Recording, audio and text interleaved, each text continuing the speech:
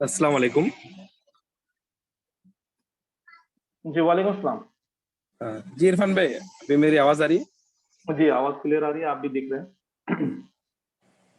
Just one second.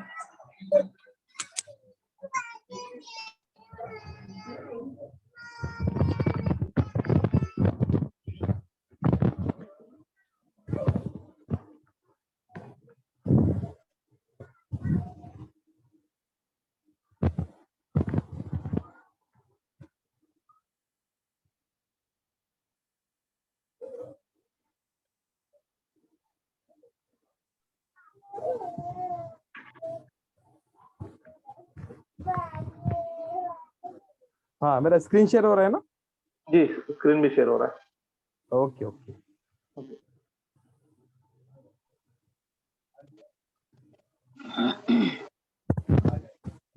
मेरा video भी दिख रहा है, स्क्रीन भी शेयर हो रहा है और आवाज क्लियर है? आवाज क्लियर है, स्क्रीन शेयर हो रहा है। वीडियो फिलहाल अभी कैसे आपका नहीं दिख रहा। फोटो ही आ रहा है आपका, मैं नहीं कर पा रहा। Just one second.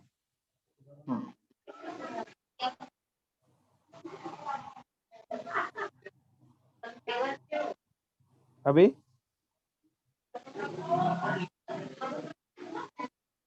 अभी आपको इरफान भाई? जी एक मिनट आपको पिन कर लेता। So it's visible to us. जी दिख रहा है सर। Okay okay. ओके हाँ। जज़ाकल्लाह खैर। अस्सलाम वालेकुम रहमतुल्लाहि व बरकातहू। जितने भी पार्टिसिपेंट है मैं उनका इस्तकबाल करता हूँ आज के इस वेबिनार में, जिसका टॉपिक मैंने K-12 education system in India रखा है और ये हमारा दूसरा लेक्चर है। तो लोग यहाँ पर जुड़े हुए हैं, मैं उनसे रिक्वेस्ट करता हूँ कि वो अपने आप को म्यूट कर ले। ठीक है, मैं आज मोबाइल से जुड़ा हूँ और मोबाइल से जुड़ने के बाद वजह से मुझे थोड़ा म्यूट करने में थोड़ी दिक्कत हो सकती है। तो सभी से मेरी रिक्वेस्ट है कि अपने आप को वो म्यूट कर ले।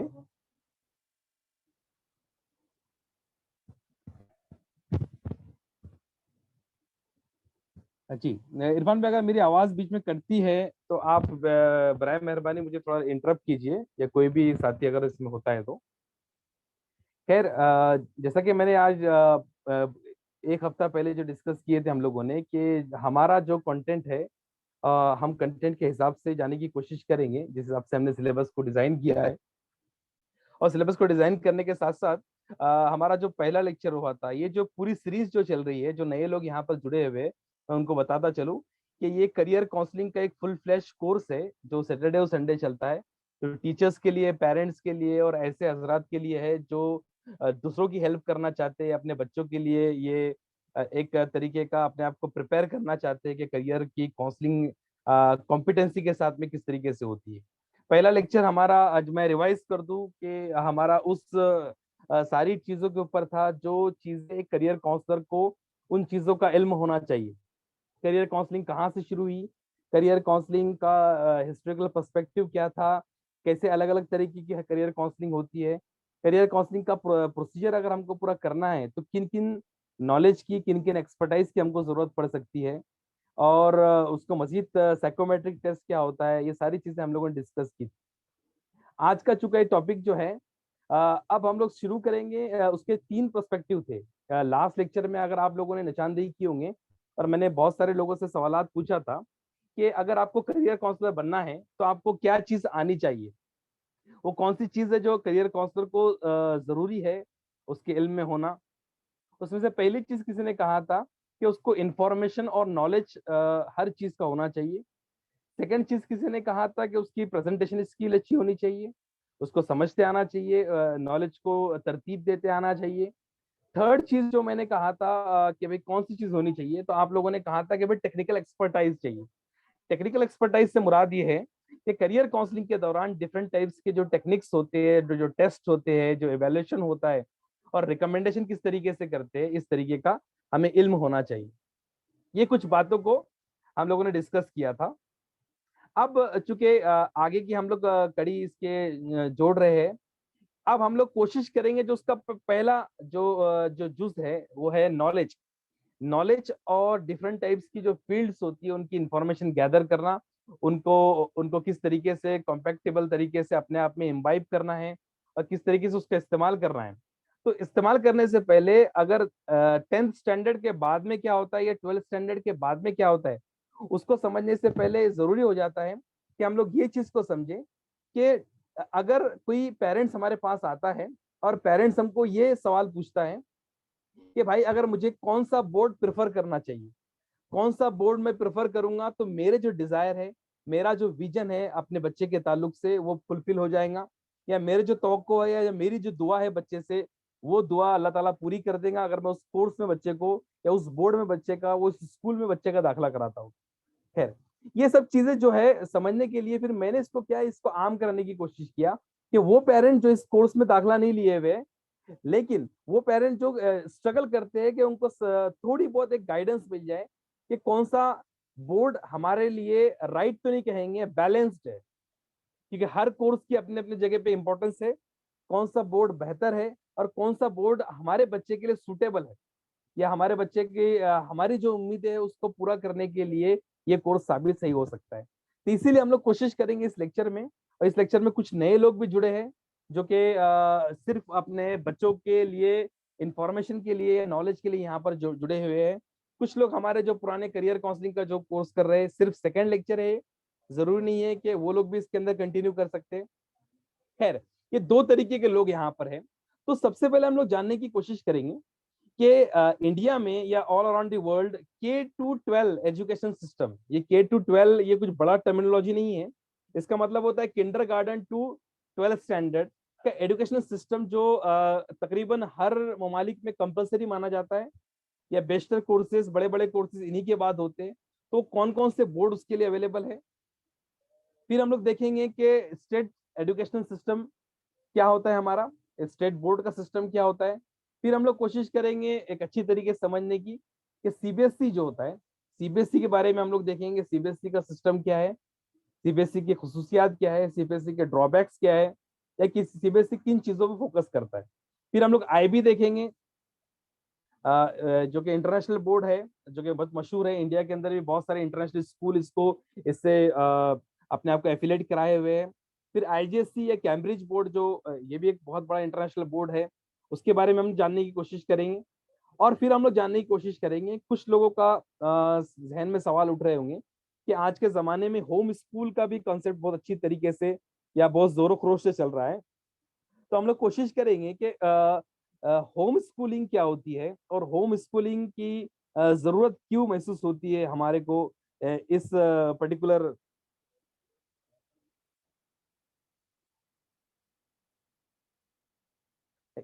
दौर के अंदर। ओके, तो होम स्कूलिंग क्यों जरूरी है और होम स्कूलिंग कौन से पेरेंट्स अपने बच्चों के लिए चूज कर सकते हैं, हम लोग उसके ऊपर भी कुछ डिस्कशन करेंगे। फिर हम लोग कोशिश करेंगे कि कंपैरिजन जो डिफरेंट बोर्ड्स है, वो डिफरेंट बोर्ड्स के दरमियान क्या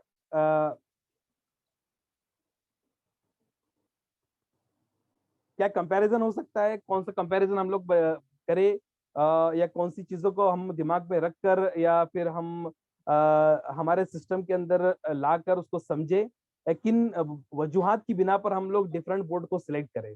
तो डिफरेंट का एक्चुअल में कंपैरिजन हम लोग जो करेंगे, हम लोग उन चीजों पे करेंगे जो इंपॉर्टेंट चीजें हैं, उसके बेस पे हम लोग देखेंगे कौन सा बोर्ड हमारे लिए सुटेबल है, या कौन सा बोर्ड बेहतर तो नहीं कहेंगे, हर बोर्ड की अपनी एक खसूसियात है।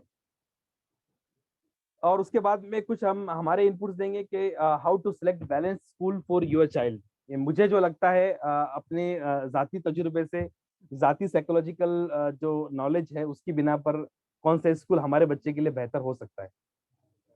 ओके, फर्स्ट मैं स्टार्ट करने से पहले ये चाहूंगा कि हम जो सारी चीजें इस दौर में कर रहे हैं, या इस पर्टिकुलर सेशन के जरिए या पर्टिकुलर सिस्टम के जरिए या इस दुनिया के अंदर हमारा खास मकसद तालीमी मैदान के लिए जो होता है वो हमारे बच्चे की नशो नुमा के लिए होता है। हमारा बच्चा कामयाब हो जाए, हमारे बच्चे दुनिया के अंदर भी कामयाब हो जाए, आखिरत में भी कामयाब हो जाए, और हमारे बच्चे को वो सारी चीजें मिले जिसका वो मुस्तहिक है। ओके, तो इससे पहले समझने से पहले ये जरूरी हो जाता है कि किसी भी इंसान के ऊपर जो हम लोग अमल करते हैं या किसी इंसान के ऊपर हम लोग कोई भी चीज को इम्प्लीमेंट करने की कोशिश करते हैं, तो सबसे पहली जो जरूरी चीज हो जाती है कि उस इंसान की नफ्सियात। अगर हम हमारा तालीमी सिस्टम जो है, निज़ाम जो है, अगर वो बच्चे की साइकोलॉजी को असर कर रहा है और बच्चे को कहीं ना कहीं इस दुनिया के अंदर अकेला छोड़ दे रहा है या उसके ऊपर स्ट्रेसफुल डाल रहा है, तो हमको ये भी समझना जरूरी है। बेसिकली मेरे कहने का मतलब ये है कि हम लोग स्टार्ट करने से पहले ये समझने की कोशिश करेंगे कि हालिया दौर के जो बच्चे होते हैं उनकी नफ्सियात किस तरीके से काम कर रही है और जो बुनियादी सवालात उनके जहन में आ रहे हैं वो कौन से हैं। 3 बुनियादी सवालात इस जनरेशन की जहन में जो बहुत ही ज्यादा मैं कहूंगा जिसको बहुत ही ज्यादा उबड़ उमड़ कर आ रहे हैं, या बहुत ज्यादा सवालात जो हमारी जनरेशन में जो 20वीं सदी थी उस जनरेशन की जहनियत में नहीं आते थे, वो सवाल इनके दिमाग में कौन से चल रहे हैं। पहला सवाल आइडेंटिटी क्राइसिस से रिलेटेड होता है, और वो सवाल ये है कि एम आई बीइंग नोटिस्ड, क्या मैं देखा जा रहा हूं। अक्सर बच्चे 21वीं सदी के बच्चे हो या 20वीं सदी के बच्चे हो या उससे पहले की सदी के बच्चे हो, हर जनरेशन के अंदर ये सवाल मुस्तकिल तौर पर या कॉन्स्टेंटली अराइज होता ही होता है। जो कि सबसे अहम सवाल है, 10 साल से पहले बच्चे के जहन में आता है, क्या मैं देखा जा रहा हूं कि नहीं जा रहा हूं। उमूमन ये 10 साल से पहले आता है। अब उसका जवाब हमारी जनरेशन में या हमारे माशरा उसको ये देता है कि अगर कोई बच्चा मोबाइल फोन मांग रहा है या कोई बच्चा 1 साल का है, अपनी माँ से कुछ चीज खींच रहा है, उसका दुपट्टा खींच रहा है, उसका बेलन खींच रहा है, और कोशिश वो करता है बच्चा कि किस तरीके से मुझको देखा जाए, मुझको सुना जाए। वो रोने की कोशिश ये करता है, या फिर छोटा जो बच्चा होता है फीडिंग के दौरान या फीडिंग करने से पहले वो रोता है, अट्रैक्ट करने की कोशिश ये करता है कि सारी दुनिया को आप छोड़ दो और मुझको देखो। लेकिन इसके मैं बोलूंगा कि भाई बड़ी बदकिस्मती है कि इस माशरे में उस सवाल का जवाब हम अपने तासुरात से या हमारे एक्शन से ऐसा देते हैं कि बच्चा इतना इम्पोर्टेंट नहीं है। हम हमारा फोन इम्पोर्टेंट है, हमारा व्हाट्सएप इम्पोर्टेंट है, हमारा काम इम्पोर्टेंट है, हमारी रोटी बनाना इम्पोर्टेंट है। खैर, इसका असल जवाब क्या होना चाहिए मैं बाद में बताता हूँ आपको। दूसरा सवाल जो इस जनरेशन की जहन में आता है वो है, हाउ एम आई लुकिंग, मैं कैसा दिखता हूँ। सबसे अहम सवाल ये है, ये 10 साल के बाद में बच्चों के जहन में आता है। लेकिन उमूमन ये सवाल जो होता है पिछली जनरेशन के अंदर 10 साल के बाद नहीं आता था लड़कों में। ये सवाल जो है लड़कियों की नफ्सियात के अंदर कूट कूट कर भरा होता था। इसीलिए 10 साल बाद लड़की साजो श्रृंगार करना शुरू कर देती, अपने आप को आईने में देखना शुरू कर देती, अच्छे कपड़े पहनना वगैरह शुरू कर देती। लेकिन इस 21वीं सदी में ये सवाल लड़कों में भी आने लग गया है, जिसका आप अगर आंसर देखेंगे तो लड़के भी 10 बार आईना देखते हैं। 10वें लड़के भी अपने आप को खूबसूरत बनाने के लिए बार बार अपना चेहरे को वॉश करते हैं। और इसी के लिए कंपनी ने इस बात को मद्देनजर रखते हुए फेयरनेस की मैन की जो क्रीम होती है, fairness, Fair and Lovely handsome, Garnier men's, या अलग अलग कंपनियों ने मेंस के लिए भी खूबसूरती के क्रीम लगाए। क्योंकि हमारा माशरा कहीं ना कहीं इस बात का जवाब ये देता है कि अगर आप गोरे चट्टे होंगे, आपके बाल अगर सिल्की होंगे, जेली होंगे, अच्छे होंगे, फंकी होंगे, तो ही आपको दुनिया अच्छा कहेगी और तभी आपको दुनिया देखेगी। इसका जवाब असल में क्या होना चाहिए मैं बताता हूँ बाद में आपको। तीसरा जो साइकोलॉजिकल क्वेश्चन बच्चों के जहन में अभी आ रहा है, वो इस जनरेशन के आ रहा है कि what does my club think about me. मेरा जो पीयर ग्रुप है, मेरे जो दोस्त है, मेरे साथ के जो बच्चे हैं, मेरे बारे में क्या सोचते हैं। इसका जवाब उसको मिलता है कि अगर आप उन्हीं की तरह सोचोगे तो आपको अच्छा कहा जाएगा। फॉर एग्जाम्पल, अगर आप जीन्स पेंसिल वाली पहनते हैं तो ही आप अच्छे होंगे। अगर आप टी शर्ट उसी तरीके का फंकी पहनते हैं तभी आपको अच्छे कहेंगे आप लोग। या आप गौर कीजिए कि एक पिछली जनरेशन थी और इस जनरेशन में सारे बच्चों को एक ही गेम पसंद है, सारे बच्चों को पबजी पसंद है, सारे बच्चों को फ्री फायर पसंद है, सारे बच्चों को एक ही तरीके की पैंट पसंद है। क्योंकि इस माशरे ने उनको जवाब ये दिया कि अगर आप इलाहिदा दिखोगे, अगर आप अलग दिखोगे तो आपको गलत करार दिया जाएगा। ये तीनों सवालों के जवाब आप किसी काम का नहीं है, सेल्फ स्टीम को धोखा देता है, सेल्फ स्टीम को खतरे में डालता है। आप अच्छे कब दिखोगे, अगर आपकी खूबसूरती हो, आपकी शक्ल अच्छी हो, तभी आप अच्छे दिखेंगे। ये दिखाता है कि मकसद चेंज होता जाता है कि अगर इंसान का चेहरा अच्छा है तो ही वो अच्छा होगा। तीसरा सवाल का जवाब ये मिलता है कि अगर आप दूसरों की तरह दिखोगे, दूसरों की तरह बातचीत करोगे, दूसरों की तरह पसंद को पसंद करोगे तो ही आप अच्छे होंगे। वरना ये कैसे पॉसिबल है कि एक जमाने के अंदर फ्री फायर, करोड़ों बच्चों को फ्री फायर ही पसंद है। हमारी जनरेशन में ये हुआ करता था कि फ्री फायर या फिर किसी भी तरीके के जो स्पोर्ट्स होते थे, हर बच्चे को या फिर उमूमी बहुत सारे बच्चों को बहुत सारे गेम्स पसंद नहीं हुआ करते थे।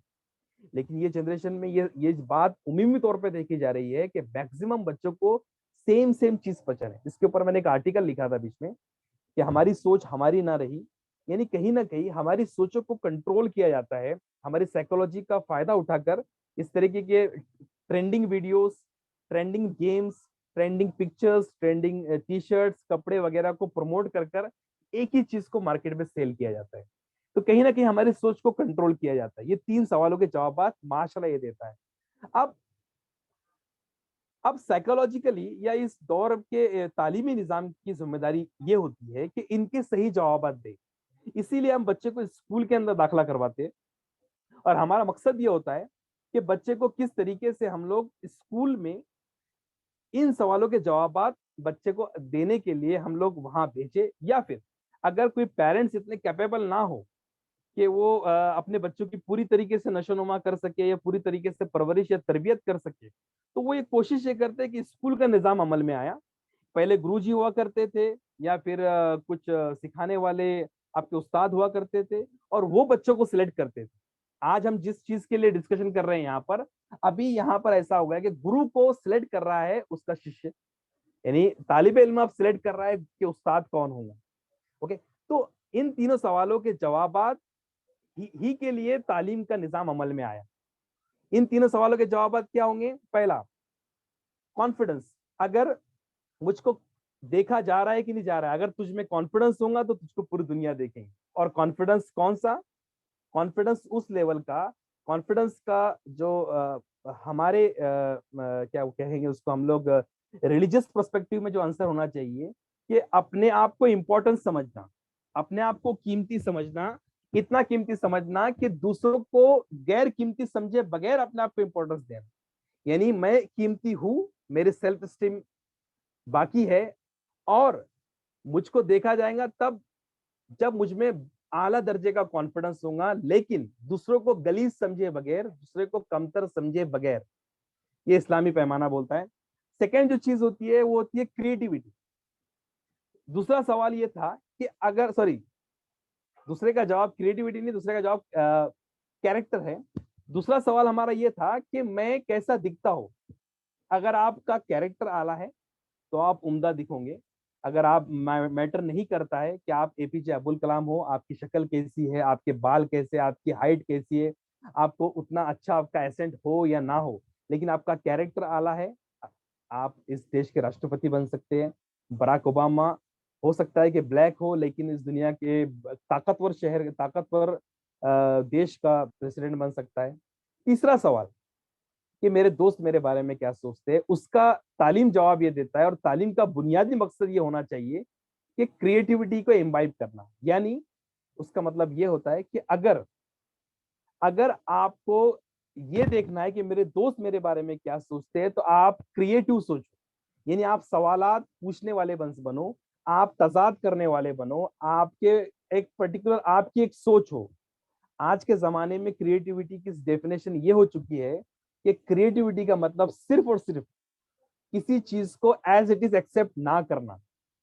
अगर कोई कह रहा है कि फला चीज ये ऐसी है तो उसको एज इट इज तस्लीम ना करना और उसके अंदर कुछ सवाल पूछ लेना, ये भी एक क्रिएटिविटी का लेवल है, बुनियादी लेवल। तो ये 3 सवालों के जवाब ये होंगे कि अगर आप में क्रिएटिविटी अच्छी होगी, अगर आप कुछ नया कर सकते हो, कुछ इलायदा कर सकते हो, तो आपके दोस्त क्या, पूरी दुनिया आपका डंका बजाएगी। ये 3 मकसद जो होते हैं एक्चुअल में तालीमी निजाम की होनी चाहिए। हम कोई भी तालीमी निजाम के अंदर अगर हम लोग बच्चे को डाल रहे हैं तो उस बोर्ड में, उस सिस्टम में, उस निजाम में कॉन्फिडेंस, कैरेक्टर और क्रिएटिविटी, इन तीन चीजों को बच्चों में किस तरीके से इनवाइव किया जाता है, हमको ये सारे प्रोसेस को गौर करना है। इसलिए मैंने सबसे पहले इसको रखा। इसमें रोल ऑफ एजुकेशन क्या हो जाता है कि जनरली हम लोग क्या समझते हैं कि ये तालीम का क्या मकसद होना चाहिए, और ये भूल जाते हैं कि सर, तालीम का क्या मकसद। एक्सक्यूज मी जी सर। जी जी सर, ये जो आपका फर्स्ट क्वेश्चन था ना, identity crisis, am I being noticed come before 10 years, तो जी ये वाले जो क्वेश्चन का जो आंसर है ना, वो प्लीज वापस से एक्सप्लेन करेंगे एक बार। जी। मेरा आवाज इंटरप्ट तो नहीं हुई ना? नहीं सर, जी जी लेकिन जी। हाँ, शुक्रिया शुक्रिया लेकिन शुक्रिया, कोई मुझे बात थोड़ा और एक्सप्लेनेशन रिक्वायर्ड है नहीं। जी इसके जी लिए। जी जी जी जी। ये हम्म। जो पहला सवाल है कि एम आई बीइंग नोटिस, मैंने जो कहा, अ, पहला जो बुनियादी सवाल आता है बच्चे के जहन में 10 साल से पहले, तो 10 साल से पहले एम आई बीइंग नोटिस का मतलब ये होता है कि बच्चे की साइकोलॉजी जो होती है, या जो उसका सबकॉन्शियस माइंड जो होता है, वो 10 साल से पहले एक्टिव होता है। बहुत सारे साइकोलॉजिस्ट का ये मानना है कि बच्चे का 100% माइंड जो होता है, वो सिर्फ सबकॉन्शियस माइंड ही एक्टिव होता है। कॉन्शियस माइंड उसका एक्टिव होता है 10 साल के बाद। तो अगर हम लोग कोई भी चीज ऐसी कर रहे हैं कि जिससे बच्चे को इम्पोर्टेंस नहीं दी जा रही है, तो उसके दिमाग में उस चीज की इमेज पड़ जाती है और उस चीज को रिकॉर्ड कर लेता है। फॉर एग्जाम्पल, हमने उसको ना देखते हुए किसी और चीज को देखा या किसी और चीज को इम्पोर्टेंस दी, तो उसकी सेल्फ स्टीम पे खतरा पड़ता है कि उसको ये लगता है कि मेरा इम्पोर्टेंस ज्यादा नहीं है। ओके, तो इन चीजों को दिखाने के लिए, इन चीजों को साबित करने के लिए आपको देखा जाएगा। हम बुनियादी तौर पर ये कोशिश ये करते हैं कि उसकी सेल्फ स्टीम को हम लोग उजागर करें और उसके कॉन्फिडेंस लेवल को बढ़ाने की कोशिश करें।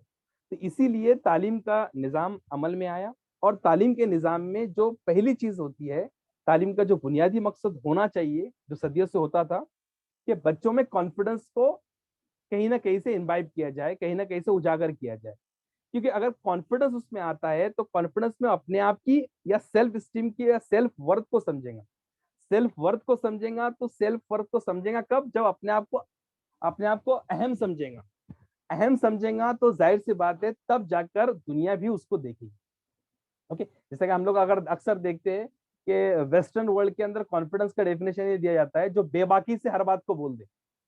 कॉन्फिडेंस का मतलब बेबाकी से हर बात को बोल दे, लेकिन उसमें ये प्रोस्पेक्टिव पे गौर नहीं किया जाता है कि बेबाकी से बोलने के बाद किसी दूसरे की इंसल्ट होती है, उसको देखा नहीं जाता है। हम ये मानते हैं कि भाई बेबाकी से बोले, लेकिन दूसरे को हर्ट किए बगैर अपनी सेल्फ स्टीम को उजागर करना, ये इंपॉर्टेंस देना, अपने कॉन्फिडेंस को बढ़ाना, तो दुनिया आपको देखेगी, लेकिन दूसरे को गैर कीमती समझे बगैर।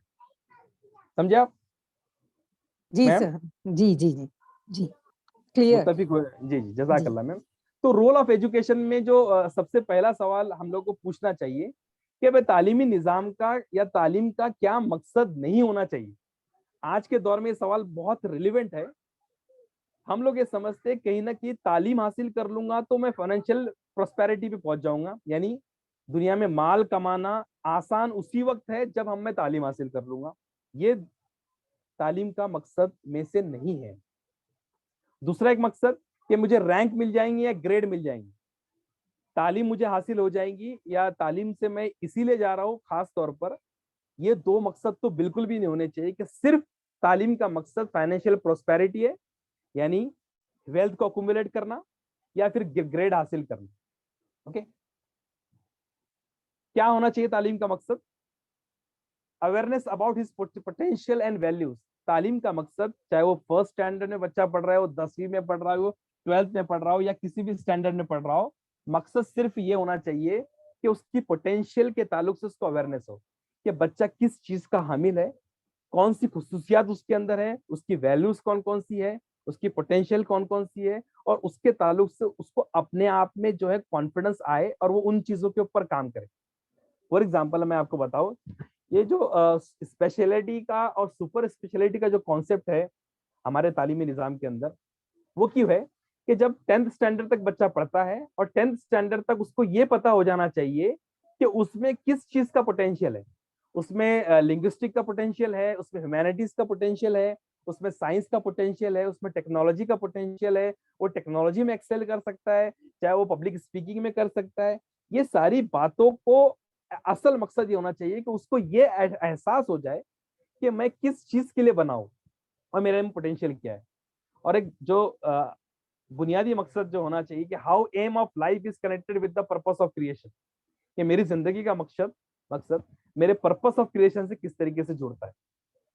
ये तो खैर बहुत मैथोलॉजिकल सवाल है और सबकी जिंदगी में होना चाहिए कि मैं इस दुनिया में क्यों आया हूँ, मुझे अशरफुल मखलूकात क्यों इस अल्लाह ताला ने बनाया है, और उसका मेरे एम से, मेरे जिंदगी के मकसद से, मेरे पर्पस ऑफ क्रिएशन को किस तरीके से मैं रिकनेक्ट या जोड़ सकता हूँ। और मेन सबसे सवाल आज के दौर में जो तालीम से नहीं पूरा हो रहा है, क्रिटिकल सेल्फ एनालिसिस, अपने आप का तज्जिया लेना। दुनिया में चाहे वो कितना भी बड़ा आलिम हो, वो इस बात को दरकिनार नहीं कर सकता है कि दुनिया के अंदर कामयाबी हासिल करने की है तो उसको सेल्फ एनालिसिस अपना करना होगा। और कोई भी इंसान ये नहीं कह सकता है किसी भी मोड़ के ऊपर तालीम के कि अब मुझको सेल्फ एनालिसिस करने की जरूरत नहीं है। हर वक्त अपने आप को टटोलना कि मैं किस, अगर मैं कोई एक्ट कर रहा हूं तो वो हलाल है या हराम है, वो बेस्ट है या खराब है, भलाई के लिए है, लोगों की प्रोस्पेरिटी के लिए है, लोगों को नुकसान देने के लिए है, मेरे नेशन को नुकसान देने के लिए, किसी को नुकसान पहुंचाने के लिए। ये क्रिटिकल सेल्फ एनालिसिस का जज्बा उसके अंदर आए, ये मकसद बुनियादी तौर पर होना चाहिए। And how to maintain the purity, last जो है सवाल कि किस तरीके से पाकी को मेंटेन किया जाए। देखो सिस्टम जो है, हम हमारे बच्चों को चाहते हैं कि हमारा बच्चा कहीं ना कहीं से कामयाब हो जाए। कामयाबी का म्यार ये होना चाहिए कि भाई तालीम की वजह से अपनी पर्सनैलिटी के अंदर कितनी प्योरिफिकेशन हो रहा है, कि जितना प्योरिफिकेशन होगा उसके हिसाब से आपको ग्रेड्स मिलते हैं मरने के बाद या इस दुनिया में भी। इस दुनिया में भी वही लोग तरक्की कर रहे हैं जिनका कैरेक्टर आला है। ओके, तो ये खास तौर पे बुनियादी मकसद फाइनेंशियल प्रोस्पेरिटी, रैंकिंग, ग्रेड नहीं होना चाहिए। Awareness about potential, aim of life should be connected with the purpose of creation, कैसे होता है, critical self analysis, how to maintain the purity. Purpose of education institution क्या होना चाहिए, ये जो खास तौर पर हम आपको मतलब खास तौर पर हम लोग ऑब्जर्व करते हैं कि एजुकेशन के जो अदारे होते हैं या तालीमी अदारे होते हैं, उनका मकसद होता है जनरली हमको एडुकेट करना। Purpose is not to educate you, rather to teach you how to become a student. यानी आज के दौर के अंदर अगर आप बेहतरीन से बेहतरीन बोर्ड का जब एनालिसिस करेंगे हम लोग, तो ये बोर्ड बेहतर होता है जो आपको तालीमी या तालिब इल्म बनाता है। आपको सिखाना मकसद नहीं है तालीमी अदारों का। तालीमी अदारों का बुनियादी मकसद ये है कि आपको किस तरीके से हर वक्त, जिंदगी के हर वक्त आप तालीम के लिए मतलब भूखे या प्यासे रहे, अपने आप को हमेशा के लिए तालिब इल्म बनाना है। जिस इंसान ने मुताला छोड़ दिया, जिस इंसान ने पढ़ाई छोड़ दिया, वो ना रिसर्च कर सकता है ना कोई और चीज में अपने आप को काबिल बना सकता है। अब इसके लिए खास तौर पे मेरा ये जो प्रोस्पेक्टिव बताने का आपको जो मकसद था, थोड़ी नॉन टेक्निकल चीजें थी और थोड़ी साइकोलॉजी से रिलेटेड चीजें थी। मैं आपको बताने की कोशिश ये कर रहा हूँ कि हम किसी भी निजाम के अंदर बच्चे का एडमिशन करवाए, चाहे वो एसएससी हो, एचएससी हो, एसएससी हो, स्टेट बोर्ड हो, सीबीएसई हो, आईसीएससी हो, आईजीसीएससी हो, आईबी हो, हमारे बुनियादी मकासद ये तीनों चीजें, ये जो हम मैंने जो पहले गुफ्तगू किया उसके इर्द गिर्द घूमने चाहिए। या फिर अब हमको एनालिसिस करने के दौरान, कंपैरिजन करने के दौरान या डीप डाइव करने के दौरान ये चीजें किन बोर्ड्स के अंदर दिख रही है, उन चीजों में अगर हम जाते हैं तो वो चीज हमारे लिए बेस्ट हो सकती है।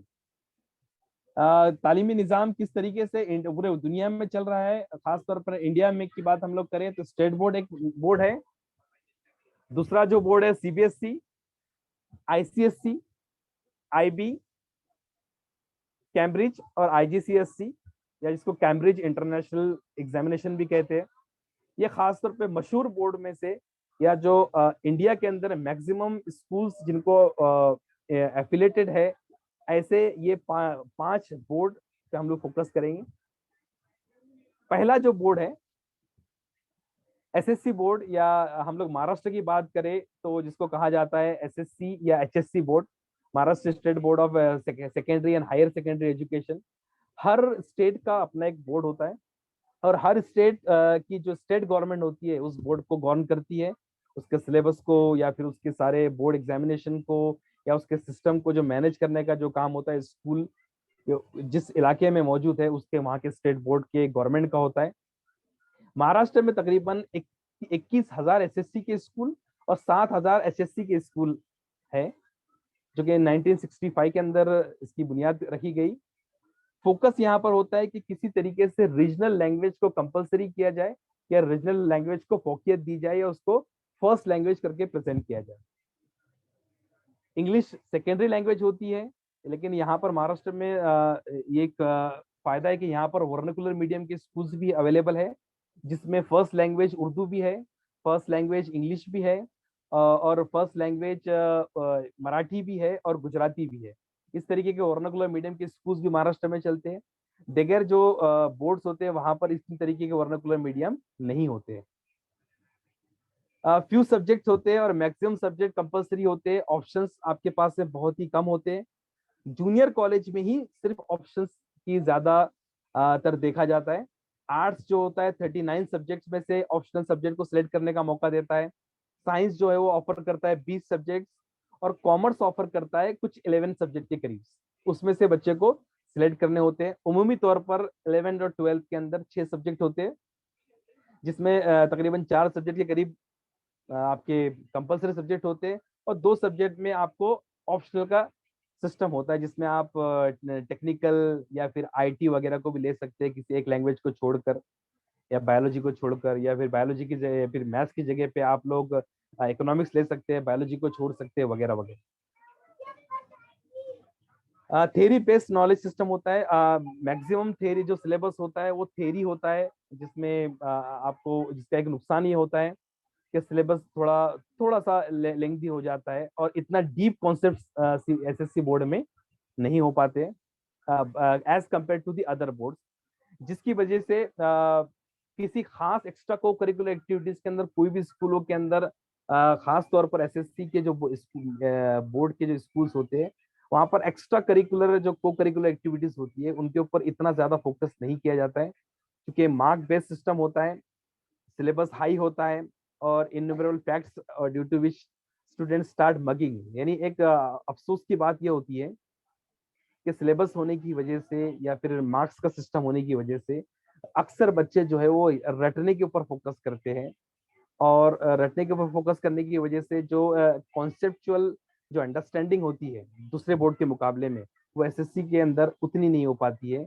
मार्क्स के ऊपर ज्यादा फोकस किया जाता है, और एक कंटिन्यूअस सिस्टम जो चेकिंग का होता है नहीं होता है।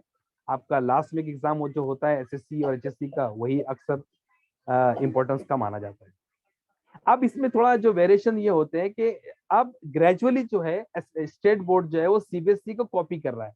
यानी सीबीएसई जो आइडियल बोर्ड माना जाता है स्टेट बोर्ड के लिए, अगर स्टेट बोर्ड में कुछ डायनामिज्म लाना है, कुछ चेंजेस लाना है, तो स्टेट बोर्ड के जो एहलकार होते हैं या जो जो निजाम को बनाने वाले लोग होते हैं वो कहीं ना कहीं स्टेट बोर्ड को सीबीएसई बोर्ड बनाने की कोशिश कर रहे हैं आज के जमाने में। तो इन एंड अराउंड अगर आप देखेंगे महाराष्ट्र का बोर्ड भी, तो कुछ हद तक के स्टेट बोर्ड सीबीएसई के सिलेबस की तरह जा रहा है।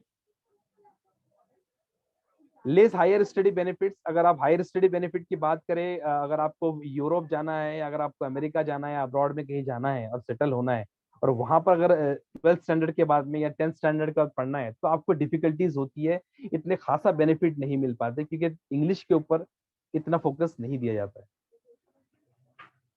दूसरा एक अहम बोर्ड जो इंडिया में माना जाता है उसको कहते हैं CBSE, central board of school education या secondary education, sorry.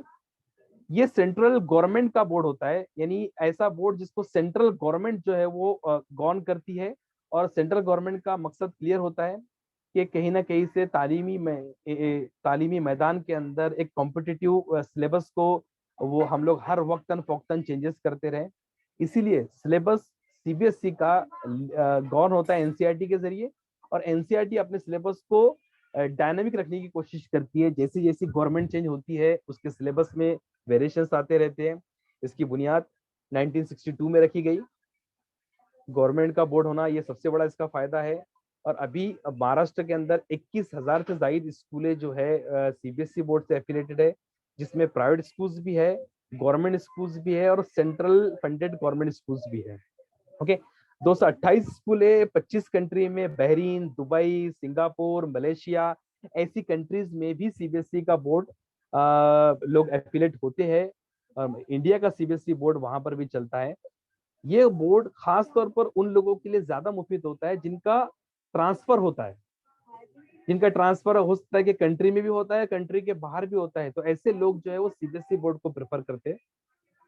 Curriculum NCERT इसका मैनेज करता है, फेमस स्कूल्स इसके आप देखें तो केंद्रीय विद्यालय, नवोदय विद्यालय और government schools, central Tibetan schools, ये गवर्नमेंट स्कूल्स के पूरा जाल और पूरा सिस्टम जो नेटवर्क बिछा हुआ है।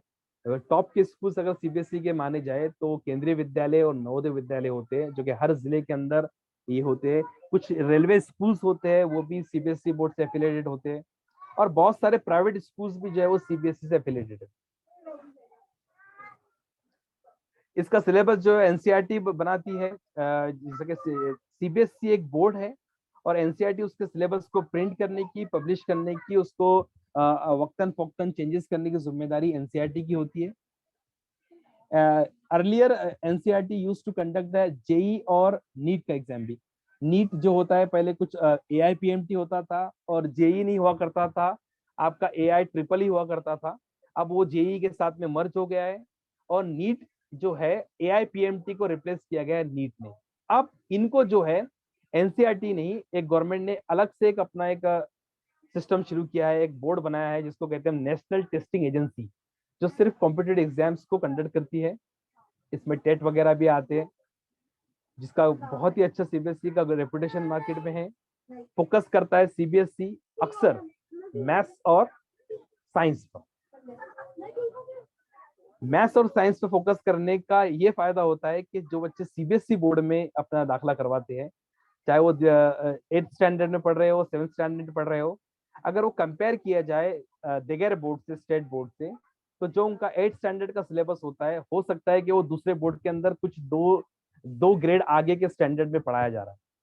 इसीलिए इन बच्चों को नीट का एग्जाम देने में और जेई का एग्जाम देने में थोड़ी आसानी होती है। और दूसरा फायदा ये होता है कि सीबीएसई के सिलेबस के बेस के ऊपर ही एनटीए नीट और जेई का सिलेबस, नीट और जेई का एग्जाम पेपर निकालता है। फ्रीडम ज्यादा नहीं होती है चॉइसेस की, और एक खास जो सिस्टम 2017 और 18 के बाद में असेसमेंट का स्ट्रक्चर जो सीबीएसई ने अडॉप्ट किया है, वो थोड़ा पिछले बोर्ड के मुकाबले में या पिछले सिलेबस के मुकाबले में अच्छा है। इसमें एक पहला अप्रोच उनका है स्कॉलस्टिक अप्रोच, जिसमें वो ये दिखाता है कि सीबीएसई 5 सब्जेक्ट को कंपलसरी रखता है, जिसमें आपकी 2 लैंग्वेजेस, सोशल साइंस, मैथ्स और हिस्ट्री, ऐसे सब्जेक्ट्स होते हैं। उसके बाद एडिशनल सब्जेक्ट्स एक आपको ऑप्शन देता है कि आप एक लिस्ट में से, जिसके अंदर से बहुत सारे हो सकता है कि अलग अलग कोर्सेज जो हो, अलग अलग सब्जेक्ट जो है, उसमें से आपको एक ऑप्शन देता है कि आप उसमें से एक सब्जेक्ट चूज कर ले। ओके। और को स्कॉलस्टिक एक्टिविटीज जो होती है, यानी जिनके ग्रेड काउंट नहीं होते हैं, जैसे कि आपका जो क्या कहते हैं हम लोग, क्राफ्ट होता है या फिर ड्राइंग होती है, ऐसे सब्जेक्ट को भी फोकस देता है। तो सीबीएसई से एक्चुअल में मैं आपको बताने की कोशिश ये कर रहा हूँ कि हर सब्जेक्ट को आप जब गौर करेंगे तो सिर्फ अपना स्टेट बोर्ड जो है, इसमें कुछ बुनियादी फोकस नहीं होता है। स्टेट बोर्ड में आपको सिर्फ और सिर्फ सिलेबस को बस किस तरीके से अलग अलग बोर्ड में जो चल रहा है उस हिसाब से बोर्ड को मुरत्तिब करना, और बोर्ड को किस तरीके से कॉम्पैक्ट कर कर, किस तरीके से अपना असेंबल कर कर आपके सामने पेश किया जाता है, और कुछ खास किसी पर्टिकुलर चीज पे फोकस नहीं किया जाता है। सीबीएसई में आपने देखा होगा कि सीबीएसई में खास तौर पर मैथ्स और साइंस ओरिएंटेड सिलेबस होता है, यानी मैथ्स पर और साइंस पर ज्यादा आपको इम्पोर्टेंस दी जाती है और ज्यादा वैल्यूएशन दिया जाता है, जिसकी बदौलत नीट जेई में जाना बच्चों के लिए आसान हो जाता है। तीसरा एक मशहूर बोर्ड इंडिया के अंदर जो है international certificate of school education, जिसको कहते हैं हम लोग, जिसको the council of Indian school certificate education govern करता है। ये इंडिया का इंटरनेशनल बोर्ड माना जाता है, लेकिन ये बोर्ड गवर्नमेंट नहीं गवर्न करती है, इसके लिए काउंसिल बनाई गई है, वो प्राइवेट बॉडी इसको गवर्न करती है। जिसमें सबसे बड़ा जो डिफरेंस है सीबीएसई और एसएससी के मुकाबले में, वो है ज्यादा सब्जेक्ट्स होते हैं, यहाँ पर 12 सब्जेक्ट के करीब होते हैं। इंग्लिश के ऊपर खास तौर पर फोकस किया जाता है। 3 ग्रुप्स होते हैं अलग अलग लेवल के ऊपर। एक ग्रुप जो कंपलसरी सब्जेक्ट जिसमें रहते हैं बहुत सारे कंपलसरी सब्जेक्ट में, आपकी लैंग्वेज हो गई, आपकी इंग्लिश लैंग्वेज के अलावा कोई दूसरी लैंग्वेज हो गई। और ग्रुप सेकंड जो होता है, जिसमें आपको 2 सब्जेक्ट चूज करने पड़ते हैं, जिसमें mathematics, history, geography, social science वगैरह होता है। और तीसरे सब्जेक्ट जो होता है, जिसमें से आपको अलग अलग जो आज के दौर के हिसाब से पेंटिंग या फिर म्यूजिक, योगा, ऐसे मल्टीपल जो वोकेशनल सब्जेक्ट्स होते हैं उनमें से आपको एक सब्जेक्ट चूज करना हो। तो खास तौर पर ये इसमें जो वेरिएशंस होता है, आपको ऑप्शंस जो देते हैं, ऑप्शंस के अंदर बहुत सारे वेरिएशंस है, तकरीबन 70 के करीब ऑप्शंस अवेलेबल है, अलग अलग सब्जेक्ट अवेलेबल है। और कोशिश ये कराई जाती है कि बच्चे को जिस चीज में इंटरेस्ट है बच्चा उस चीज में काम करे।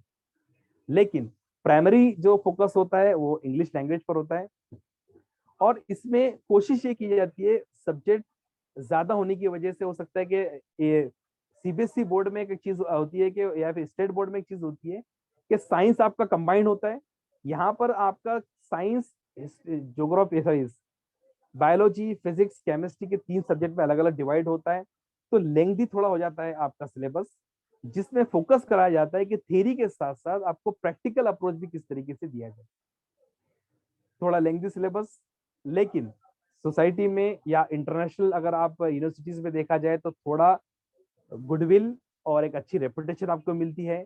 आपको हायर स्टडीज में बेनिफिट मिलता है। अगर आप अब्रॉड जाते हैं, अगर आप नीट की, सॉरी, आईएलटीएस की या टॉफेल की या सेट की तैयारी कर रहे हैं, सेट एग्जाम होता है बाहर के लिए, अगर आपको ग्रेजुएशन कोर्सेज के लिए अप्लाई करना है तो इनमें खासा आपको हेल्प मिलती है कि आपका सिलेबस भी तो जो थोड़ा मल्टी डायमेंशन होता है, फोकस किया जाता है इंडिविजुअलिटी के ऊपर, फोकस किया जाता है कि आपको क्या चीज पसंद है उसके ऊपर, और कुछ एक्स्ट्रा करिकुलर और को करिकुलर एक्टिविटीज इस तरीके से होती है कि बच्चे की ओवरऑल डेवलपमेंट पर और डायनामिज्म पर फोकस किया जाता है।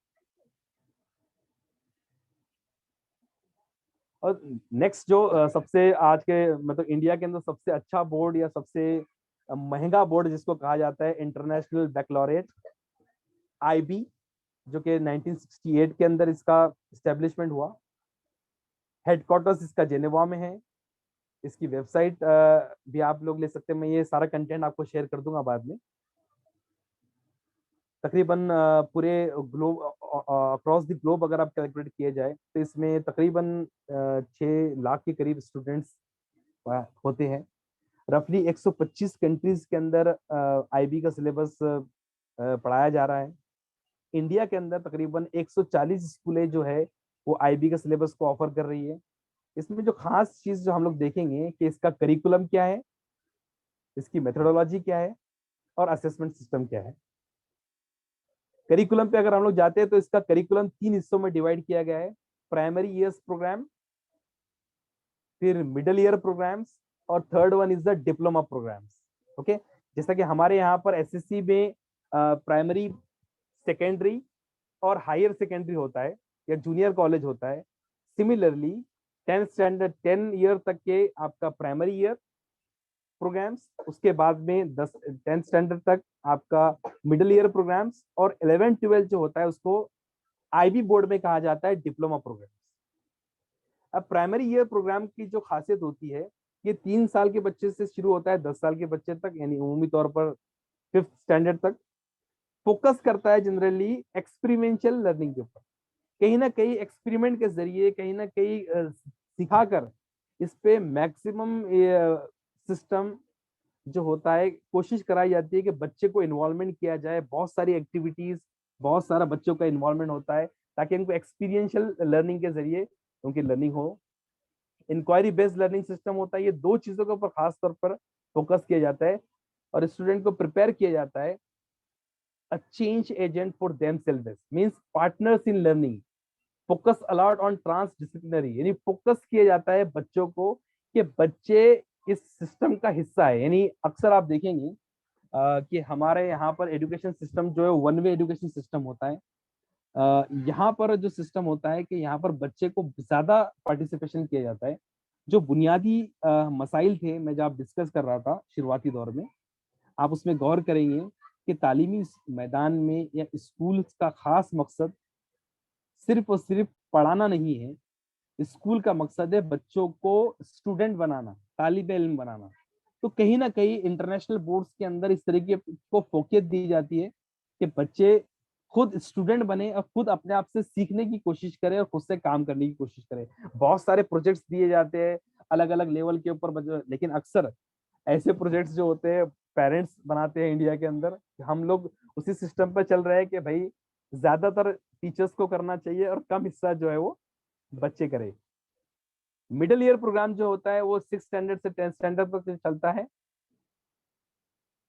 इसमें कोशिश की जाती है कि ऑल फेसेट ऑफ एजुकेशन को प्रमोट किया जाए। 8 हिस्सों में, 8 ग्रुप में डिवाइड किया जाता है।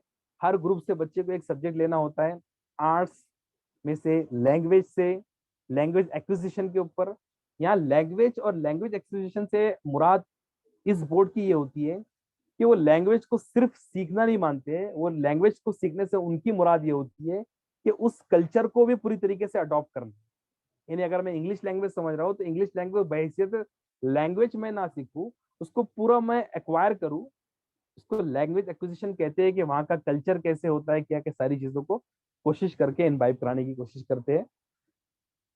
Mathematics, design, physical education, individual and societies, okay, जिसमें हिस्ट्री 6 आपका या फिर सोशल साइंस स्टडीज वगैरह आती है। ये 8 जो पहलू होते हैं इनमें से कोशिश कराई जाती है कि बच्चा एक एक सिलेबस उसमें से सब्जेक्ट को चुने। और 8 ग्रुप का बुनियादी मकसद ये होता है कि किस तरीके से ओवरऑल डेवलपमेंट या ग्रूमिंग बच्चे की हो। 11th और 12th में, या जिसको डिप्लोमा प्रोग्राम्स कहते हैं हम लोग, वहां पर 6 ग्रुप्स होते हैं। Language and literature, language acquisition, science, arts, mathematics और इंडिविजुअल एंड सोसाइटी। उसी तरीके से जहां पर 8 ग्रुप वहां पर हुआ करते थे, यहाँ पर 6 ग्रुप्स। अब इसमें एक एक जो हेड्स आपको दिख रहे हैं ना, इससे मल्टीपल सब्जेक्ट्स होते हैं, यानी मल्टीपल लैंग्वेजेस होती है। उसमें हो सकता है कि अरबिक लैंग्वेज हो, इंग्लिश लैंग्वेज हो, उर्दू लैंग्वेज हो, सेकेंडरी लैंग्वेज में हो सकता है कि स्पेनिश हो, जर्मनी हो, या फिर अलग अलग जितने भी अफ्रीकन लैंग्वेज हो, या फिर कोई दूसरी लैंग्वेजेस हो, जर्मन लैंग्वेज हो।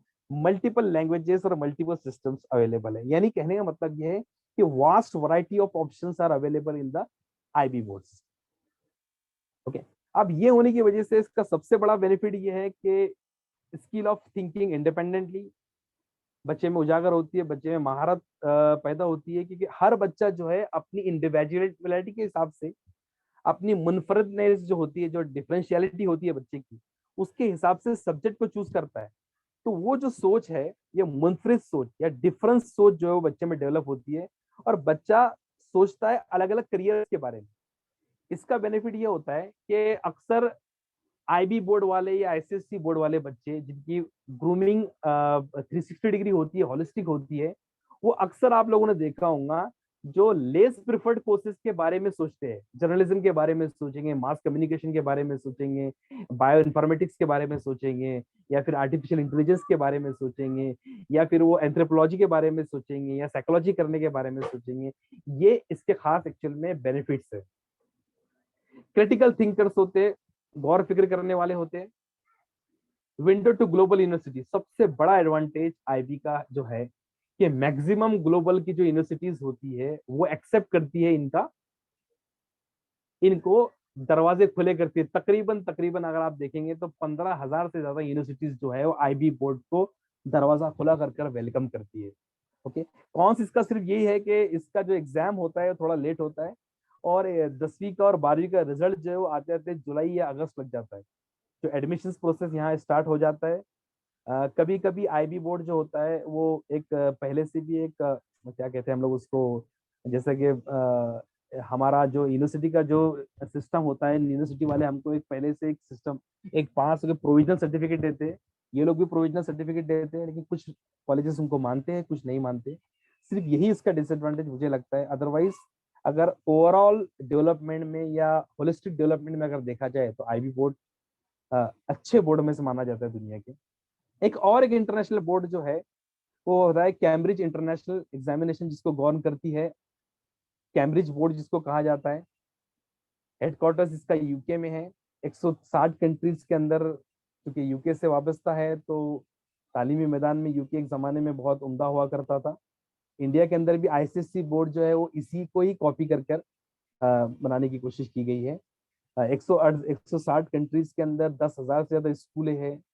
Cambridge assessment international education system, एक असेसमेंट का इनका जो सिस्टम होता है उसको कहा जाता है।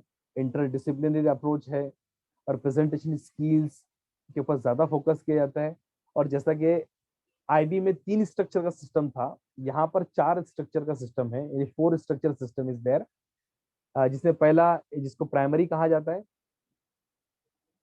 सेकंड है Cambridge lower secondary, Cambridge senior secondary, and last one is ASN A level. Okay, हम लोग एक करके देखते हैं इसको। 5th स्टैंडर्ड तक से लेकर 5 साल से लेकर 11 साल के बीच में जो कहा जाता है उसको हम लोग कहते हैं प्राइमरी, कैम्ब्रिज प्राइमरी, जिसमें खास फोकस किया जाता है आर्ट्स एंड डिजाइन के ऊपर, English as a foreign language, primary English, ICT information communication and technology, digital literacy. खास तौर पर इन 5 सब्जेक्ट में से बच्चा चूज करता है इन ग्रुप्स में से कि उसको कौन सा सब्जेक्ट चाहिए अलग अलग। Cambridge lower secondary more focus on English, mathematics, science, इन 3 चीजों पे फोकस किया जाता है, और ग्रुप वही है जो लोअर सेकेंडरी में थे। हायर सेकेंडरी लेवल जिसको हम लोग 9th और 10th स्टैंडर्ड का कहा जाता है, इसको IGSC बोर्ड कहा जाता है एक्चुअली में, international general certificate of school education. इसमें language, humanities and social science, science, mathematics, creative, technical, vocational, ये सारे ग्रुप्स है। ये आप इसको सब्जेक्ट ही समझे। लैंग्वेजेस के अंदर मल्टीपल लैंग्वेजेस है, ह्यूमैनिटीज के अंदर मल्टीपल सब्जेक्ट्स है, साइंस के अंदर भी डिफरेंट सब्जेक्ट्स है, मैथमेटिक्स में भी डिफरेंट तरीके का मैथमेटिक्स है, क्रिएटिव एंड टेक्निकल वोकेशनल में मल्टीपल सब्जेक्ट के ऑप्शंस अवेलेबल है। इनमें से बच्चे की कैपेबिलिटी के हिसाब से अलग अलग ऑप्शंस अवेलेबल है, म्यूजिक से लेकर आपका क्रिएटिविटी से योगा वगैरह सारी चीजें इसके अंदर अवेलेबल होती है। और जो 11-12 का सिस्टम होता है उसको यहाँ पर ASN A लेवल कहा जाता है। एक O लेवल भी होता है इसके अंदर, लेकिन O लेवल बहुत कम कंट्री के अंदर एफिलेटेड, बहुत कम स्कूल इससे एफिलेट होती है, और वहां पर ऑप्शंस थोड़े कम हो जाते हैं। यहाँ अगर 70 ऑप्शंस है तो O लेवल के अंदर ASN A में O लेवल जो होता है वहां पर सिर्फ 40 ऑप्शंस होते हैं। वाइडली रिकॉग्नाइज्ड है, पूरी दुनिया इसको मानती है, wider variety of subject to choose from है, आप 70 सब्जेक्ट में से चूज कर सकते हैं। 1500 यूनिवर्सिटीज एक्सेप्ट करती है। तो इस तरीके से डिफरेंट बोर्ड्स के बारे में मैंने आपके सामने बात रखी। मैं ये सारी बातें अभी इसलिए बता रहा हूँ, इसके बाद में हम लोग जो सवाल करने की कोशिश करेंगे उसमें हम लोग डिस्कस करेंगे।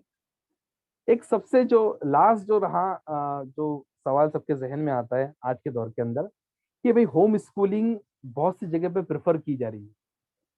होम स्कूलिंग अगर आप फरोगियत देती है या प्रोत्साहन देती है, आप देखेंगे तो सबसे ज्यादा इसका मकसद जो होता है, अगर मेरा बच्चा, मैंने पहले से डिसाइड कर लिया कि उसको स्पोर्ट्स के अंदर फोकस देनी है या उसको एक पर्टिकुलर चीज में मुझे फोकस कराना है, तो उस स्कूल के मल्टीपल सब्जेक्ट्स मुझे पढ़ाना नहीं है। अगर मेरा बच्चा हो सकता है कि मेंटली रिटार्डेड है या किसी चीज से माजूर है, मुझे उसको स्कूल में नहीं भेजना है, वो कोप अप नहीं कर पाएगा। ये 2 बुनियादी वजह के ऊपर होम स्कूलिंग का कॉन्सेप्ट अमल में आया। या तो बच्चा स्पोर्ट्स में या किसी एक अलग एक्टिविटी के अंदर महारत रखता है, या महारत रखने की सोच रखता है। वो नहीं चाहता है कि भाई मैं सबके साथ में एजुकेशन हासिल करूं, या पेरेंट्स नहीं चाहते कि सबके साथ में एजुकेशन करे, तो होम स्कूल का कयाम अमल में आया। ओके, दूसरी जो होती है इसके अंदर, ये पहले जो मसला क्रिएट हुआ था कि होम स्कूलिंग लीगल है या नहीं है।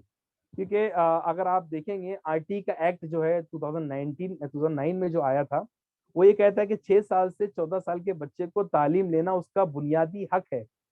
अगर आप उसको घर पे बैठा के रखेंगे तो वो तालीम मानी जाएंगी या नहीं जाएंगी।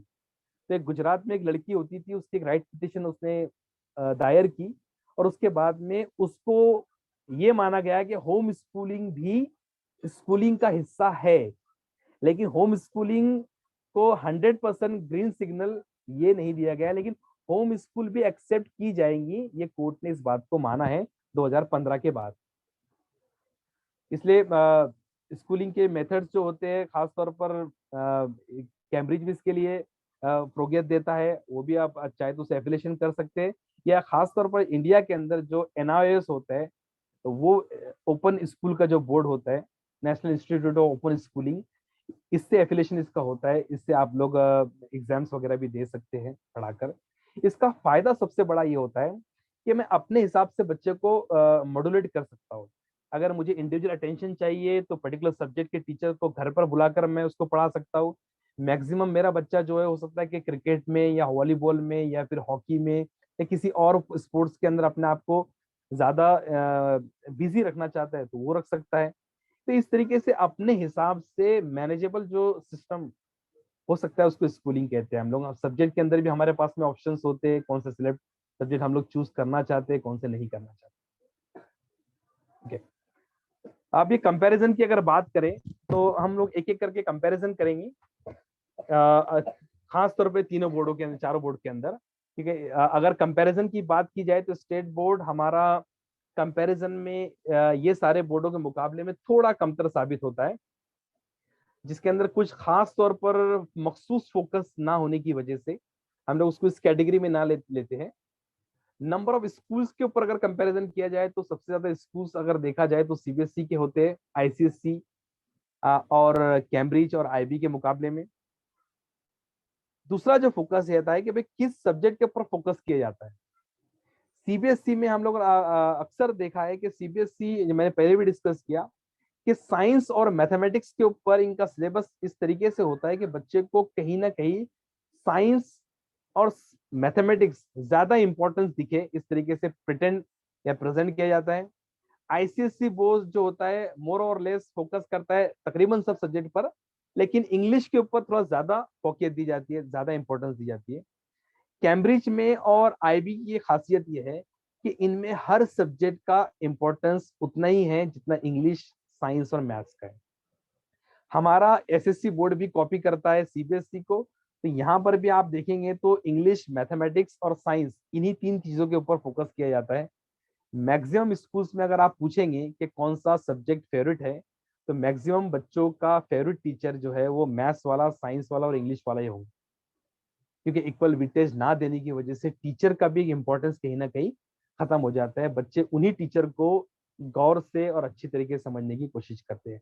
लेकिन आप आईसीएससी में, कैम्ब्रिज में और आईबी में जाएंगे ना तो वहां पर हिस्ट्री वाली टीचर, ज्योग्राफी वाली टीचर भी बच्चों की फेवरेट होती है। तो ये माइंड का परसेप्शन होता है और फोकस और अप्रोच पे सारा काम होता है। इस हिसाब से ही आप आईबी के और कैम्ब्रिज के बच्चे देखेंगे तो लेस प्रिफर्ड फील्ड के अंदर आपको ज्यादा दिखेंगे, और एसएससी बोर्ड के और सीबीएसई बोर्ड के बच्चे अक्सर जो ट्रेडिशनल फील्ड्स है, इंजीनियरिंग, डॉक्टरी, मेडिसिन वगैरह, इन्हीं में आपको ज्यादा दिखेंगे। कंपैरिजन अगर देखा जाए तो कंपैरिजन में अगर देखा जाए दूसरा पॉइंट अगर मैं लेता हूँ आपके सामने अगर, तो वो होता है सब्जेक्ट्स कौन कौन से होंगे। जैसा कि मैंने पहले आपको डिस्कस किया कि सीबीएसई जो होता है वो तीन स्ट्रीम के अंदर डिवाइड किया गया अपने आप को। आईसीएसई जो है वो सीबीएसई की जैसा ही है लेकिन थोड़ा वॉल्यूम ज्यादा है। कैम्ब्रिज में वाइडर चॉइसेस है सब्जेक्ट्स की, 70 सब्जेक्ट्स होते हैं। आईबी के अंदर 6 डिफरेंट ग्रुप्स होते हैं एक लेवल के ऊपर, दूसरे लेवल के ऊपर 8 ग्रुप्स होते हैं। वहां पर स्टूडेंट जो है वो अलग अलग सब्जेक्ट को चूज कर सकता है, यानी यहाँ पर भी वाइडर स्कोप है चूज के ऊपर। ओके, मैंडेटरी सब्जेक्ट जो होते हैं सीबीएसई में अक्सर देखा जाए तो सीबीएसई में इंग्लिश जो होता है वो मैंडेटरी सब्जेक्ट है। आईसीएसई में इंग्लिश के साथ साथ सोशली यूजफुल प्रोडक्टिव वर्क, यानी जिसको हम लोग आर्ट्स, क्राफ्ट वगैरह कहते हैं, ये भी वहां पर इक्वली इंपॉर्टेंस रखते हैं।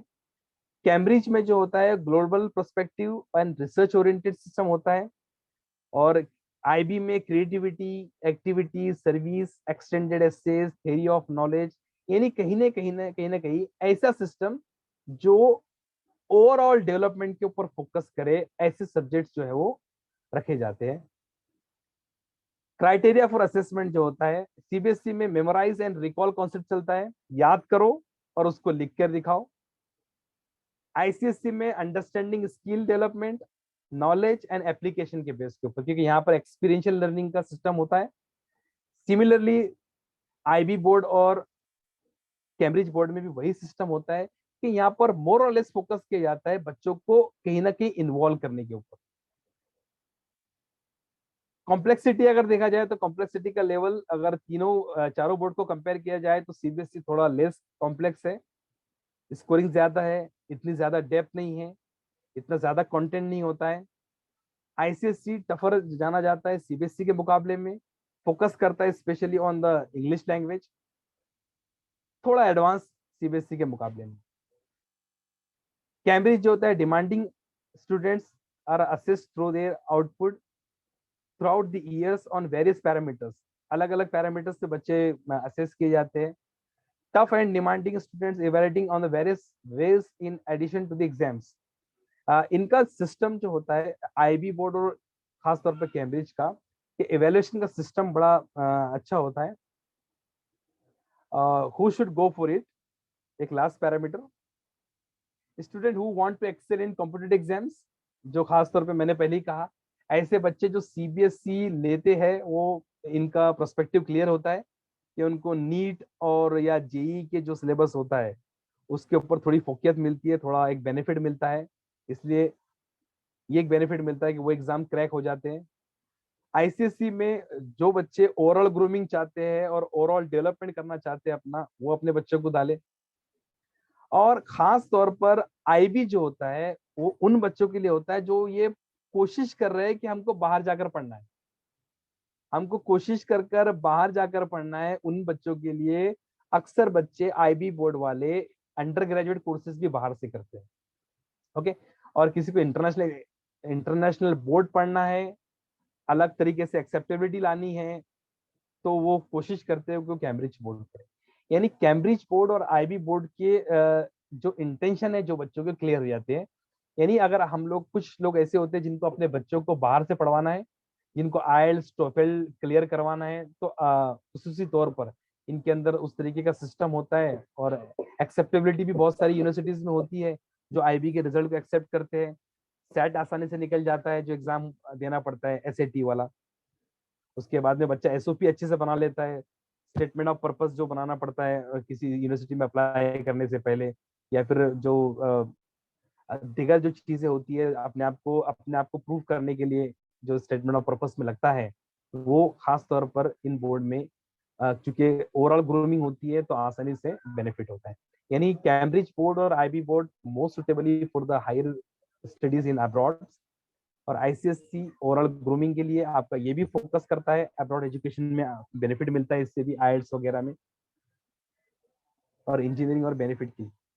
जी, अब सवाल ये आता है, कुछ मैंने कोशिश किया अपने तौर पर कि मैं सारे बोर्ड्स के बारे में वो चीजें जो खास तौर पे इम्पोर्टेंस रखती है, एसएससी में क्या चीज इंपॉर्टेंस रखी जाती है। मैक्सिमम सब्जेक्ट 7 सब्जेक्ट होते हैं जिसमें मैक्सिमम सब्जेक्ट कंपलसरी होते हैं, कुछ ही आपको ऑप्शंस दिए जाते हैं। सीबीएसई में फोकस किया जाता है आपके साइंस और मैथमेटिक्स के ऊपर।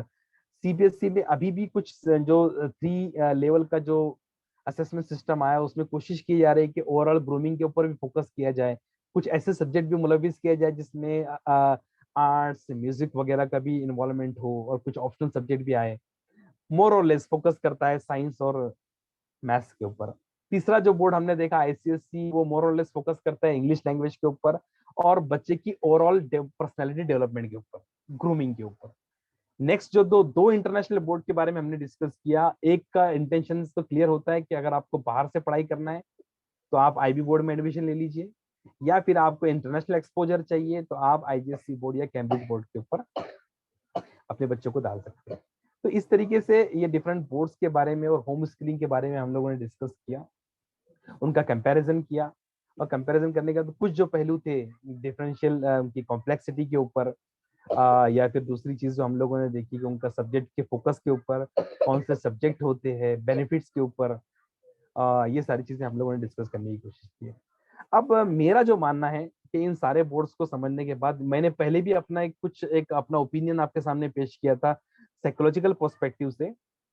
Similarly how to find good school या balanced school for your child के ऊपर मैं आपके सामने अपनी कुछ राय रखना चाहूंगा कि आप चाहे आपका इंटेंशन जैसा हो, लेकिन कोशिश करें। सपोज आप सीबीएसई आपको बेहतर लगता है अपने बच्चे के लिए, आईसीएसई बेहतर लगता है या आईजीएसई बेहतर लगता है, या कुछ लोगों को हो सकता है कि भाई स्टेट बोर्ड भी अच्छा लगता है, लेकिन वो स्कूल हमारे आसपास नहीं है, बच्चे को 2 किलोमीटर 3 किलोमीटर ज्यादा जाना पड़ रहा है। सपोज आईबी की स्कूल आप देखें या फिर आप कैम्ब्रिज के स्कूल देखें, तो इनके स्कूल्स तो तकरीबन 200 से भी कम स्कूल्स पूरे इंडिया में अवेलेबल है। तो दूर दूर या बहुत सारे ज्योग्राफिकल एरिया के बाद में कवर करने के लिए एक स्कूल्स होता है। तो 2-2 घंटे 3-3 घंटे ट्रैवलिंग करनी पड़ती है, जो कि साइकोलॉजिकली और बच्चे की सेहत के हिसाब से थोड़ा खतरा वाली चीज होती है। इसलिए ऐसा स्कूल देखे जो बच्चे के घर के करीब हो। Should have less facilities as compare to your home. ये सबसे बुनियादी जो सवाल ये है ना, कि भाई वो स्कूल के अंदर ऐसी हमारे घर से ज्यादा फैसिलिटीज ना हो। फॉर एग्जाम्पल, इस बहुत से लोगों का मानना होता है कि भाई मैं वो स्कूल में बच्चे को डालूंगा जहां पर एसी हो। अब उसके घर में एसी नहीं है, तो बच्चे को वो चीज की आदी वो बच्चा ना हो जाए। या फिर ऐसे स्कूल में जो मेरे फॉर एग्जाम्पल के तौर पर जो जो बात को इतने बारीकियों से लोग सोचते नहीं है, लेकिन सोचना चाहिए। अगर मेरा इनकम ग्रुप वाला वहां पर कोई नहीं है, तो ये भी बच्चे के साइकोलॉजी के ऊपर, नफ्सियात के ऊपर बहुत असर डालता है। फॉर एग्जाम्पल, अगर आप ऐसे स्कूल में बच्चे को डाल रहे हैं जहाँ पर बहुत ही हायर मिडिल क्लास या रिच फैमिलीज के बच्चे पढ़ते हैं, तो आपका बच्चा भी वहाँ की फैसिलिटीज को, उनकी फैसिलिटीज को आपको हो सकता है कि ऐसा बोले कि अब्रॉड हम घूमने के लिए चले, छुट्टी मनाने के लिए चले, हम भी शिमला मनाने चले, हम लोग कहाँ जा रहे हैं, हम लोग नहीं जाते हैं। ऐसे कंपैरिजन ना करे बच्चा।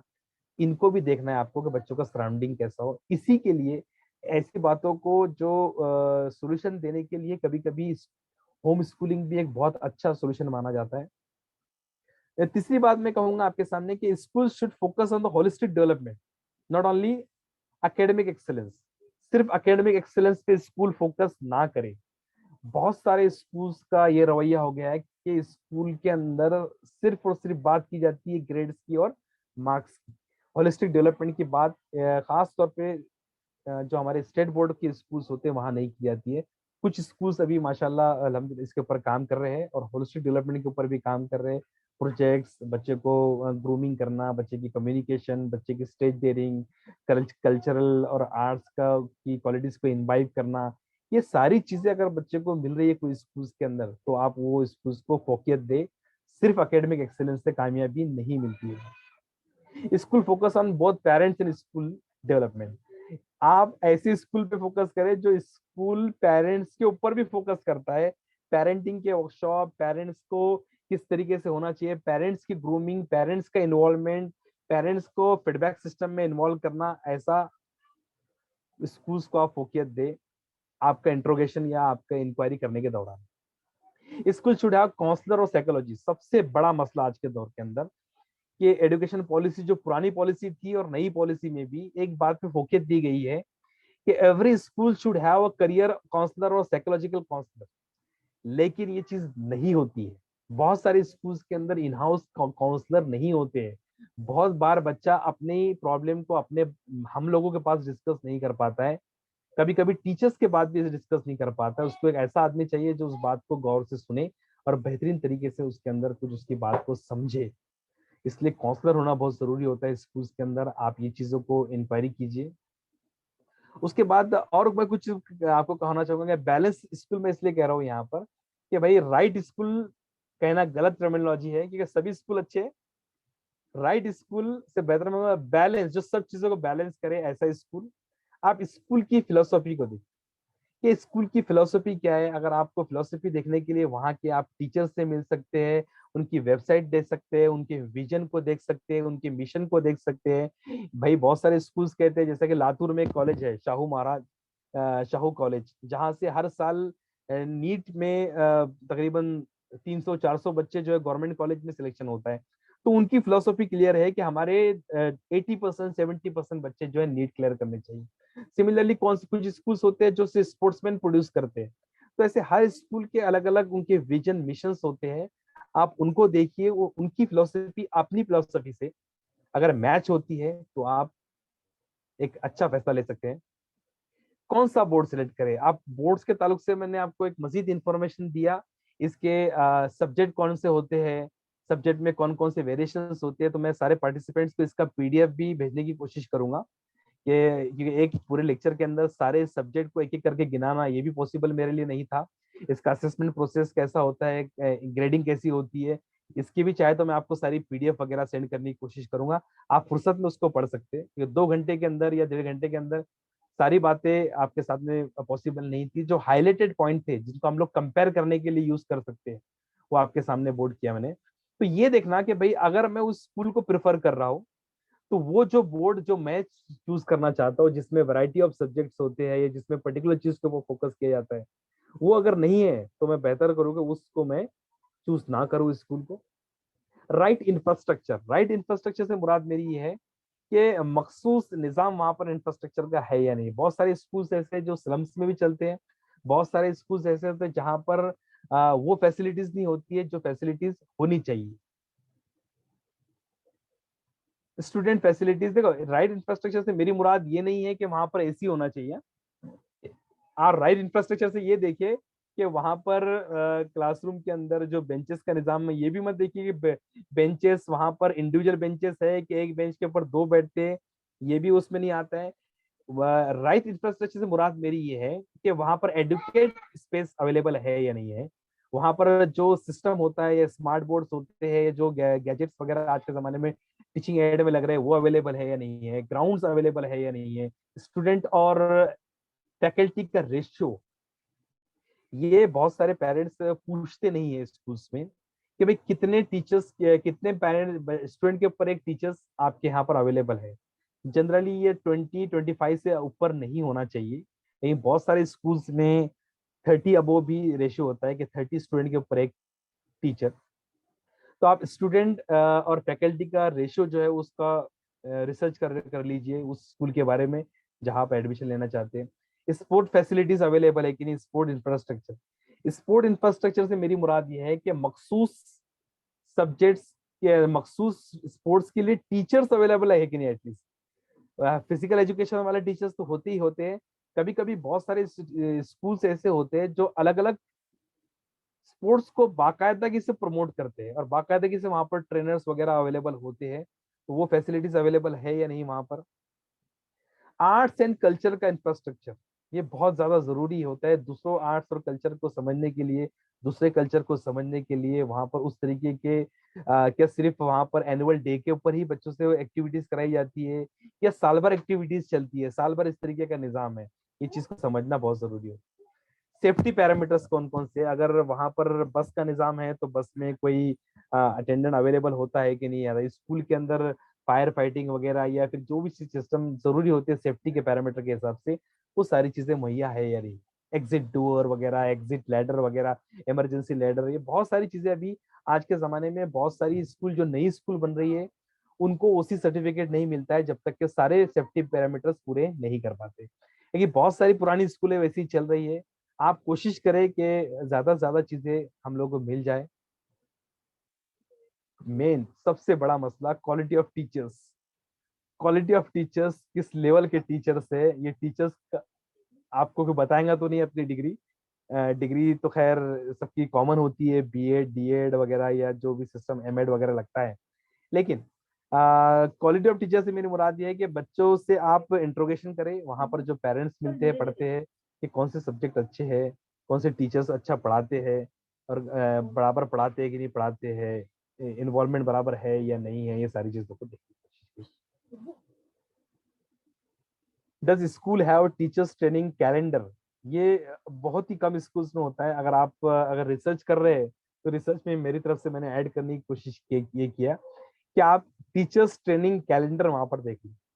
यानी खास तौर पे अगर आप देखेंगे आईबी में और कैम्ब्रिज में, तो आईबी अपने टीचर्स को बाकायदगी से इंटरनेशनल एक्सपोजर की ट्रेनिंग देता है। कभी कभी फिनलैंड, कभी कभी स्विट्जरलैंड, कभी कभी ऐसे ममालिक की ट्रेनिंग या ऐसे ममालिक से एक्सपोजर दिलवाता है कि जिससे उनको उनके टीचर्स भी अपने आप को ऐसा फील करते हैं कि वो एक बड़ी अहमियत के हामिल है और इम्पोर्टेंस रखते हैं। लेकिन बहुत सारी स्कूल्स के अंदर टीचर्स ट्रेनिंग का निजाम नहीं होता है, टीचर्स ट्रेनिंग का स्केड्यूल और कैलेंडर नहीं होता है। आप गौर कीजिए, स्कूल में जाते हैं तो ये चीजें उनसे दरियाफ्त करने की कोशिश कीजिए।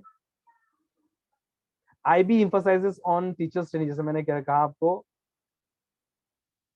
स्पीक टू द पेरेंट्स, जो वहाँ के बच्चे पढ़ते हैं उनके पेरेंट्स से आप पूछ लीजिए कि सारी फैसिलिटीज अवेलेबल है कि नहीं आपकी चेकलिस्ट के अंदर।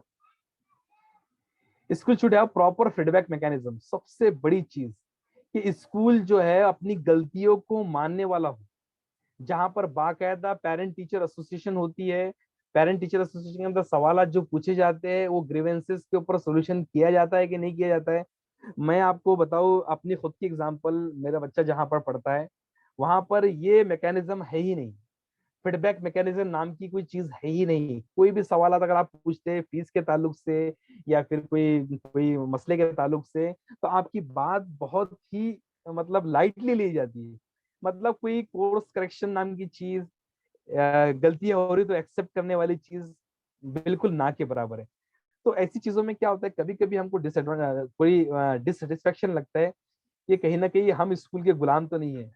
तो ऐसी स्कूल जो अपनी मिस्टेक को एक्सेप्ट करती है और कुछ कोर्स करेक्शन करती है या कुछ फीडबैक का मैकेनिज्म वहां पर है, आप ऐसी स्कूल को फोकस कीजिए।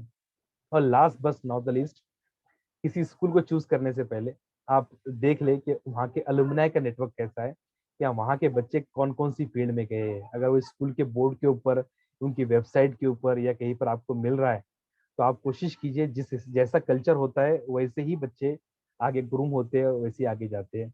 ये सारी बातें मैं आपसे करना चाहता था। खैर, और किसी का कुछ सवाल हो तो पूछ सकते हैं।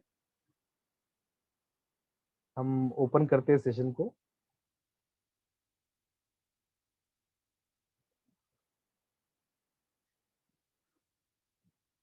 हाँ, किसी का कोई सवाल है तो पूछ सकता है।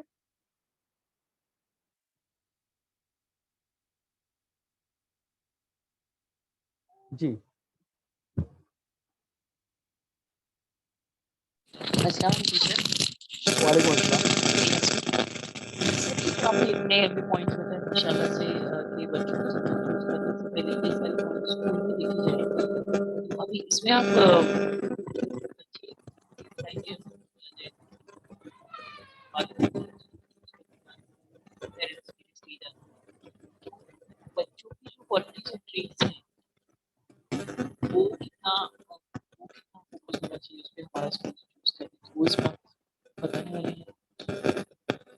इन 5 years से जो हम ऑब्जर्व करते हैं बच्चों में, जैसे आपने कहा कि होम स्कूलिंग है और होम स्कूलिंग इसलिए किया जाए या कि चाइल्ड का वेट्स वर्दी हो या फिर हम कोई उसको कोई अदर एक्टिविटी में डालने वाले, तो ये सारी स्कूल चूज करते में भी हम बच्चों में कुछ क्वालिटीज इससे मैच करने की जरूरत पड़ सकती है हमको, या फिर हम स्कूल्स पे ही फोकस करना चाहिए।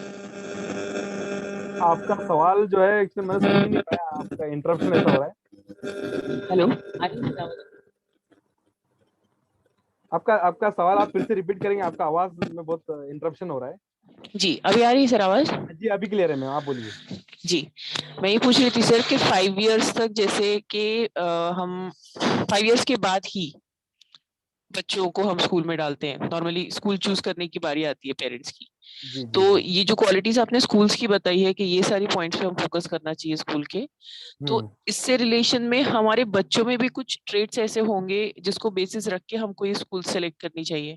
देखिए, आप 5 साल से पहले आप बच्चे को जज करें, ये बहुत बड़ा बड़ा बड़ा डिफिकल्ट काम होता है। इवन इवन अगर आप देखेंगे एप्टीट्यूड टेस्ट भी जो होता है और साइकोमेट्रिक टेस्ट भी जो होता है, जी, साइकोमेट्रिक टेस्ट भी जो अलाउ है लेने के लिए वो 6 स्टैंडर्ड के अबो है। अगर ओके। आपका बच्चा 6 स्टैंडर्ड के ऊपर है तभी आप साइकोमेट्रिक, तो उससे पहले बच्चे को गेज करना थोड़ा डिफिकल्ट टास्क है। जी, तो मेरा ऐसा मानना है कि आप बच्चे को अपने लेवल पे थोड़ा तैयार कीजिए, थोड़ा उसका हाँ, कॉन्फिडेंस लेवल, उसके साथ में बातचीत और कम्युनिकेशन, और वो जो सवालात पूछता है उसकी जी, क्रिएटिविटी, हाँ, इस बात को मेंटेन रखना सबसे बड़ी जिम्मेदारी बिल्कुल। एक पेरेंट्स ओके, की हाँ, होती ये मैं पूछना चाहती कि पेरेंट्स का बच्चों के ट्रेड समझने में क्या एफर्ट्स होना चाहिए स्कूल में डालने से पहले। है। बच्चों के ट्रेड्स तो जो है, देखो बच्चों के ट्रेड्स जो है, कुछ ट्रेड्स जो है तो बच्चे खुद ब खुद लेकर पैदा होते हैं, और कुछ ट्रेड्स जो है वो दुनिया के अंदर बच्चों में इनवाइव होते रहते हैं।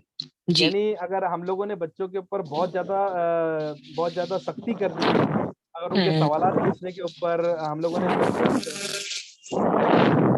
उनके सवालात पूछने के ऊपर हम लोगों ने पाबंदी लगा दी है, या हम लोगों ने ये कहा है कि भाई आप ये सवाल नहीं पूछ सकते।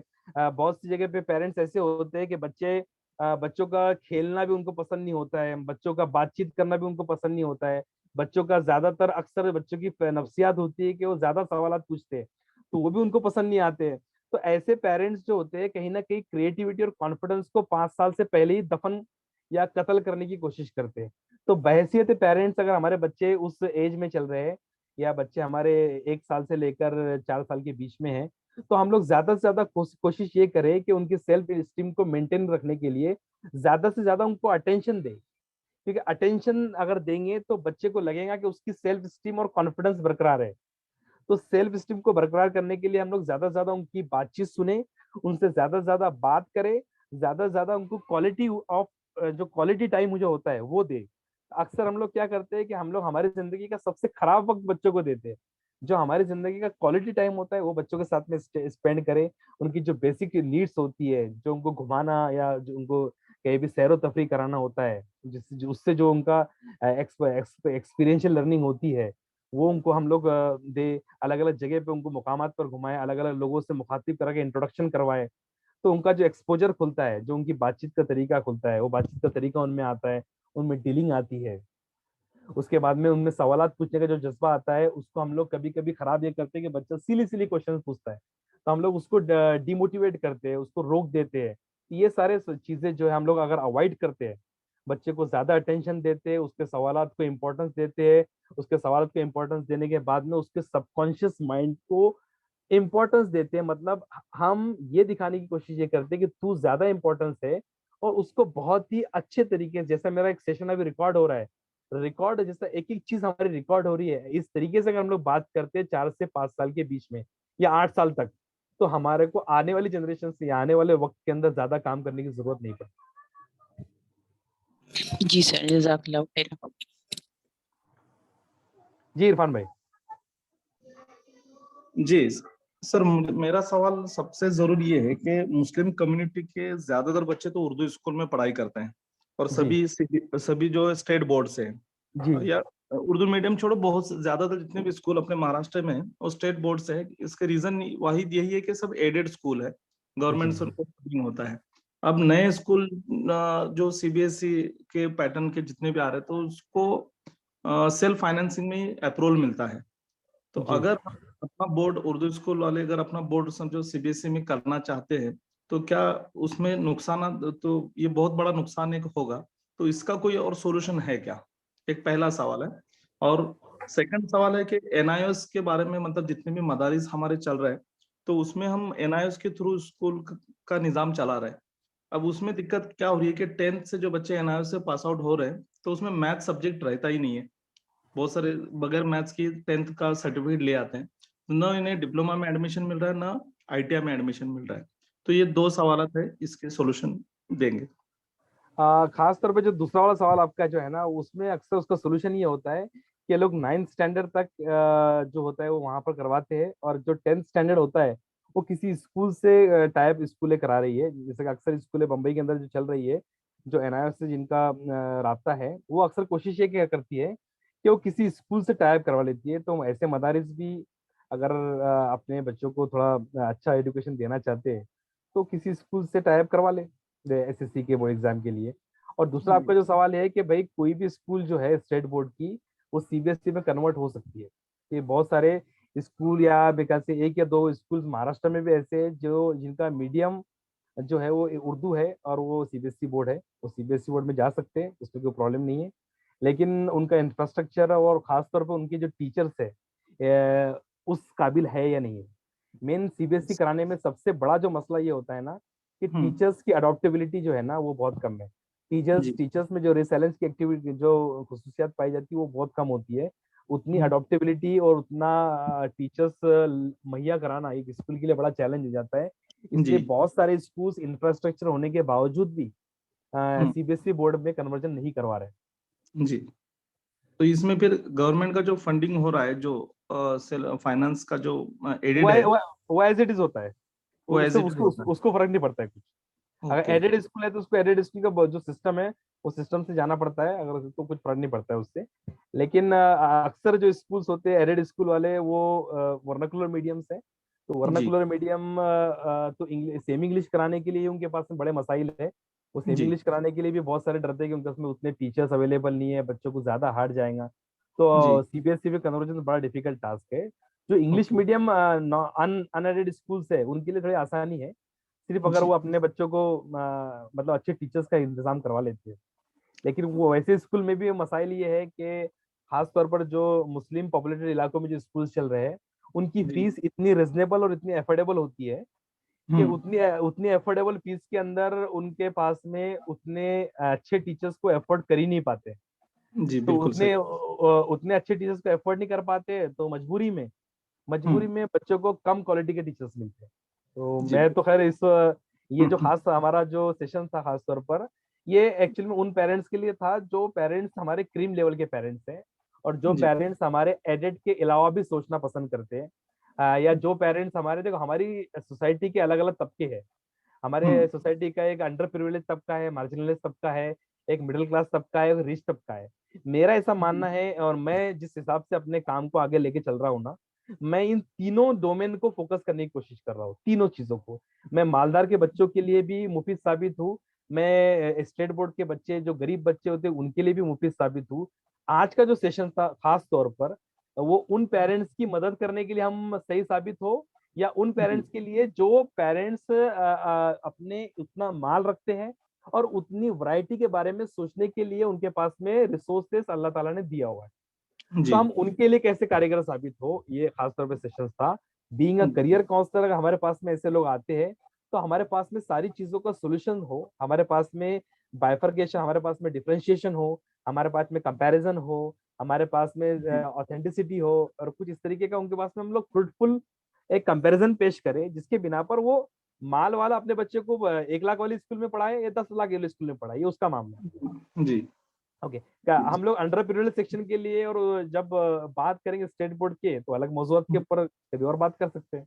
नहीं इंशाल्लाह, लेकिन जो आपका जो पूरा सेशन आज सुना काबिल तारीफ था, और उसी में ये सवाल मेरा इसीलिए उठा कि एज ए पेरेंट के तौर पर तो ठीक है, मेरे बच्चे अब 10th पास आउट हो गए, लेकिन जो बच्चे अभी मेरे स्कूल में जो इतने सारे बच्चे हैं, या जो पेरेंट्स चाह रहे हैं कि क्वालिटी इंप्रूव हो, तो उसमें एक ही बात आपके पूरे आज के सेशन से है कि सीबीएसई बेहतर बोर्ड है। तो इसीलिए मैंने सवाल पूछा कि क्यों ना स्टेट बोर्ड से सीबीएसई की तरफ जाने में एडेड कैटेगरी हाथ में रहेगी या नहीं रहेगी। जी। सीबीएसई शुक्रिया। बेहतर बोर्ड नहीं है, मैंने कहीं नहीं बोला कि सीबीएसई बेहतर बोर्ड है। सीबीएसई जी। जी। फोकस करता है मैथ्स, वो भी उसका भी जी। डिसएडवांटेज है। सब हाँ। बोर्ड की अपनी अपनी खुसूसियात है। अगर जी। आप देखा जाए तो, मैं अगर ब्रॉडली देखा जाए तो आईसीएसई बोर्ड या फिर जो इंटरनेशनल बोर्ड्स होते हैं, उनका करिकुलम अगर कहीं ना कहीं अगर सीबीएसई कॉपी करता है, या कुछ चीजों को अपने आप को इम्प्रूव करता है, या कुछ जी। कुछ अपना डायनामिज्म या मल्टी डिसिप्लिनरी जो एक्ट होते हैं उनको अगर लेता है, या एक्स्ट्रा करिकुलर एक्टिविटीज को, तो मेरे ख्याल से सीबीएसई अच्छा बोर्ड बन सकता है, या स्टेट बोर्ड भी अच्छे बोर्ड बन सकता जी। शुक्रिया सर, बाकियों के लिए मौका दे देता। जी।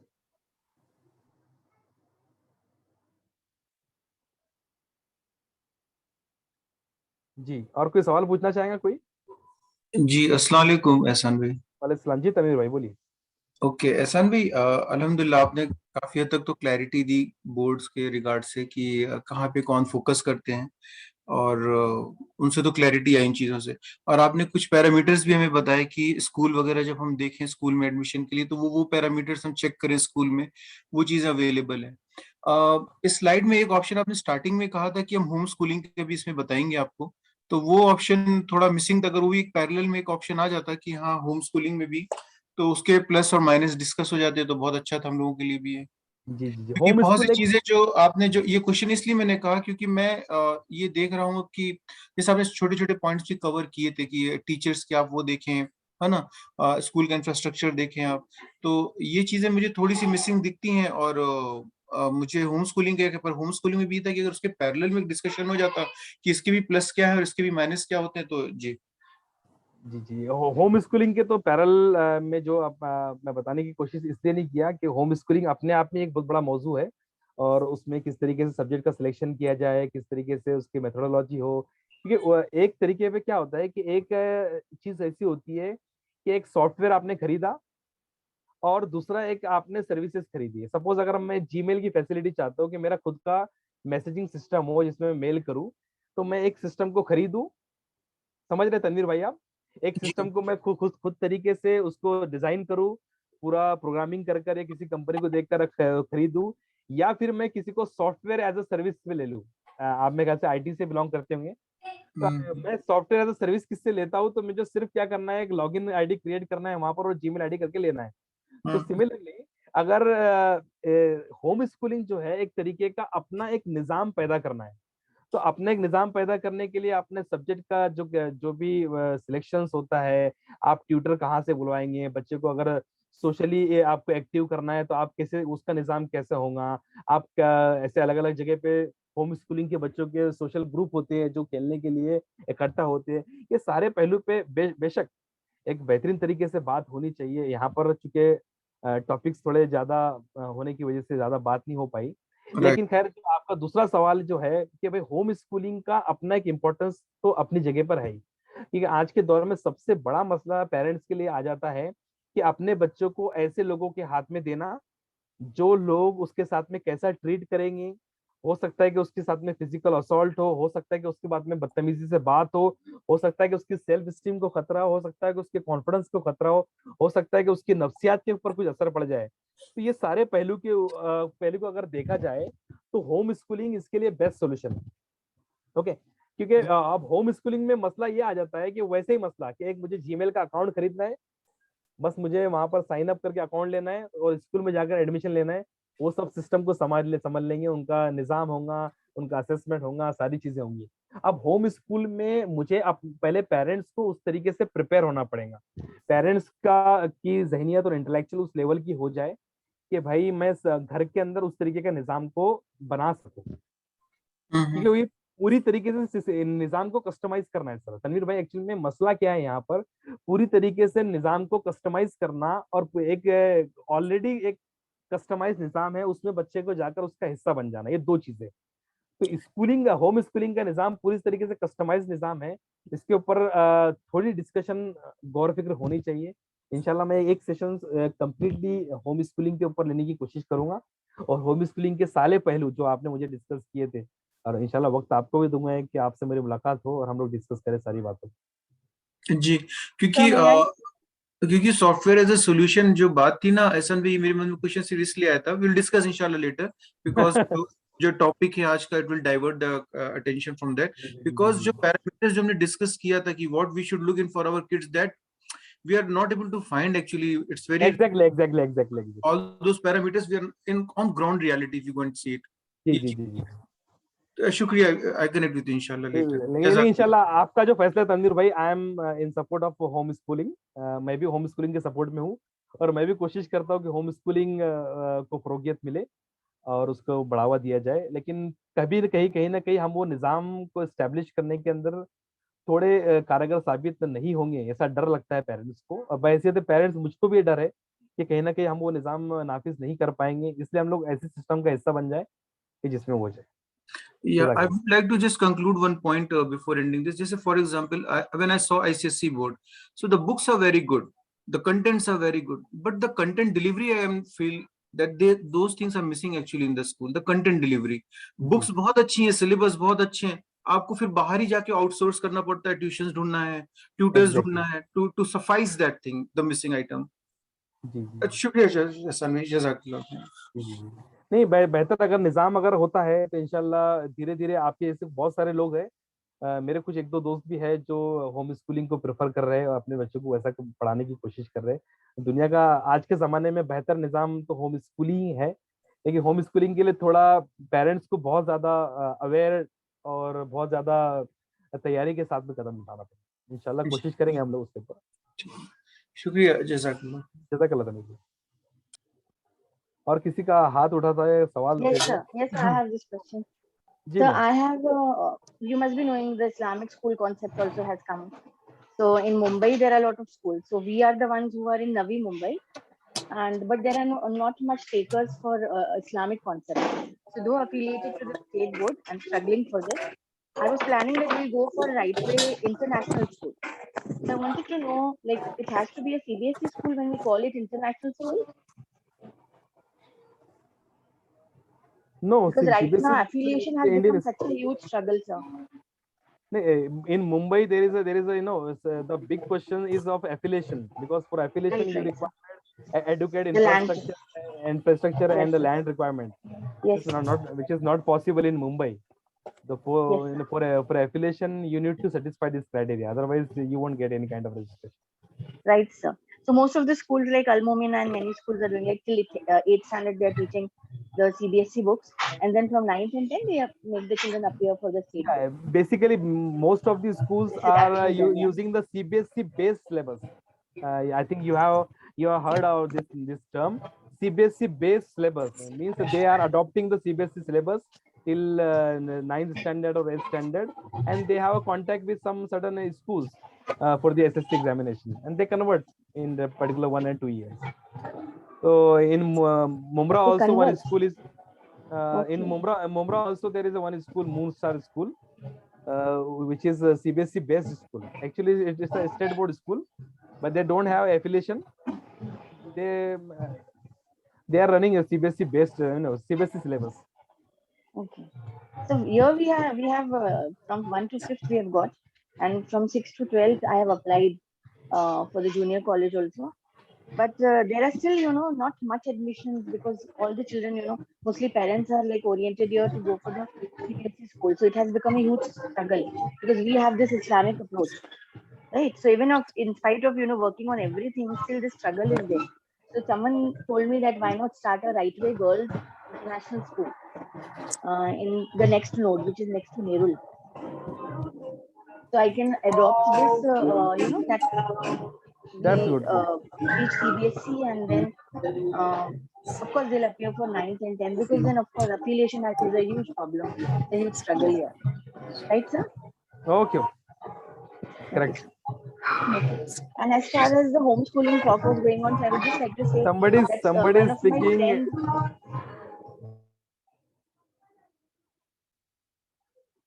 Yes, ma'am. Nazia, ma'am, please continue. Sir actually मेरे क्वेश्चन का आंसर आपने दे दिया है आपने.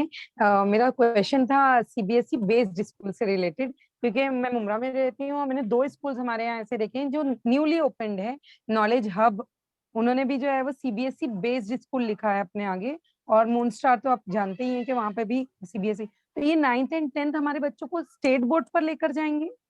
वो स्टेट बोर्ड पर ले जाएंगे.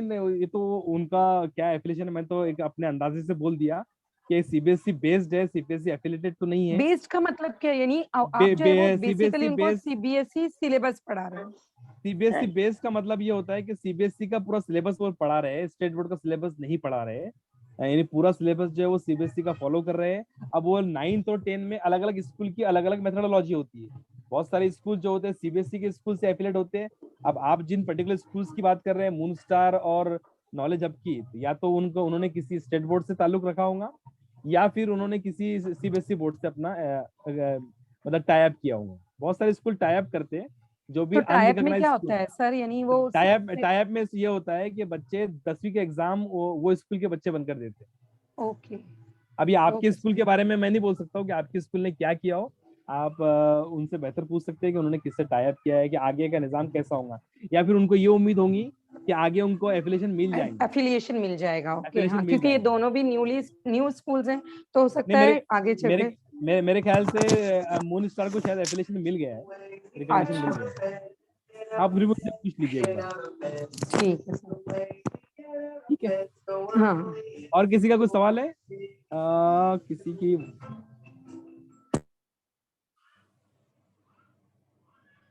अगर किसी का सवाल नहीं होगा तो हम लोग इस सेशन को वाइंड अप करते हैं.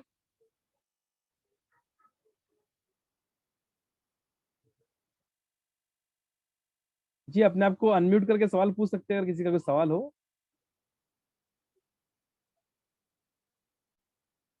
ठीक है, जज़ाकल्लाह खैर. इरफान भाई या कोई है यहाँ पर और कोई खास लोग? शबाना मैम, तनवीर सर, कि क्या हम लोग इवेंट को यहाँ पर खत्म कर सकते हैं अगर किसी का सवाल नहीं हो तो? Yes sir, thank you so much. This was an amazing जज़ाकल्लाह. मुझे मेरी एक रिक्वेस्ट आप लोगों से है कि आप लोग मुझे एक पर्सनली फीडबैक दे आज के सेशन का, ये कैसा फीडबैक, कैसा सेशन था. Okay, we'll send you a testimonial sir. जज़ाकल्लाह खैर. अस्सलाम वालेकुम. अल्तमस सर कुछ पूछना चाहते हैं? जी अल्तमश सर, अपने आप को अनम्यूट करके पूछिए।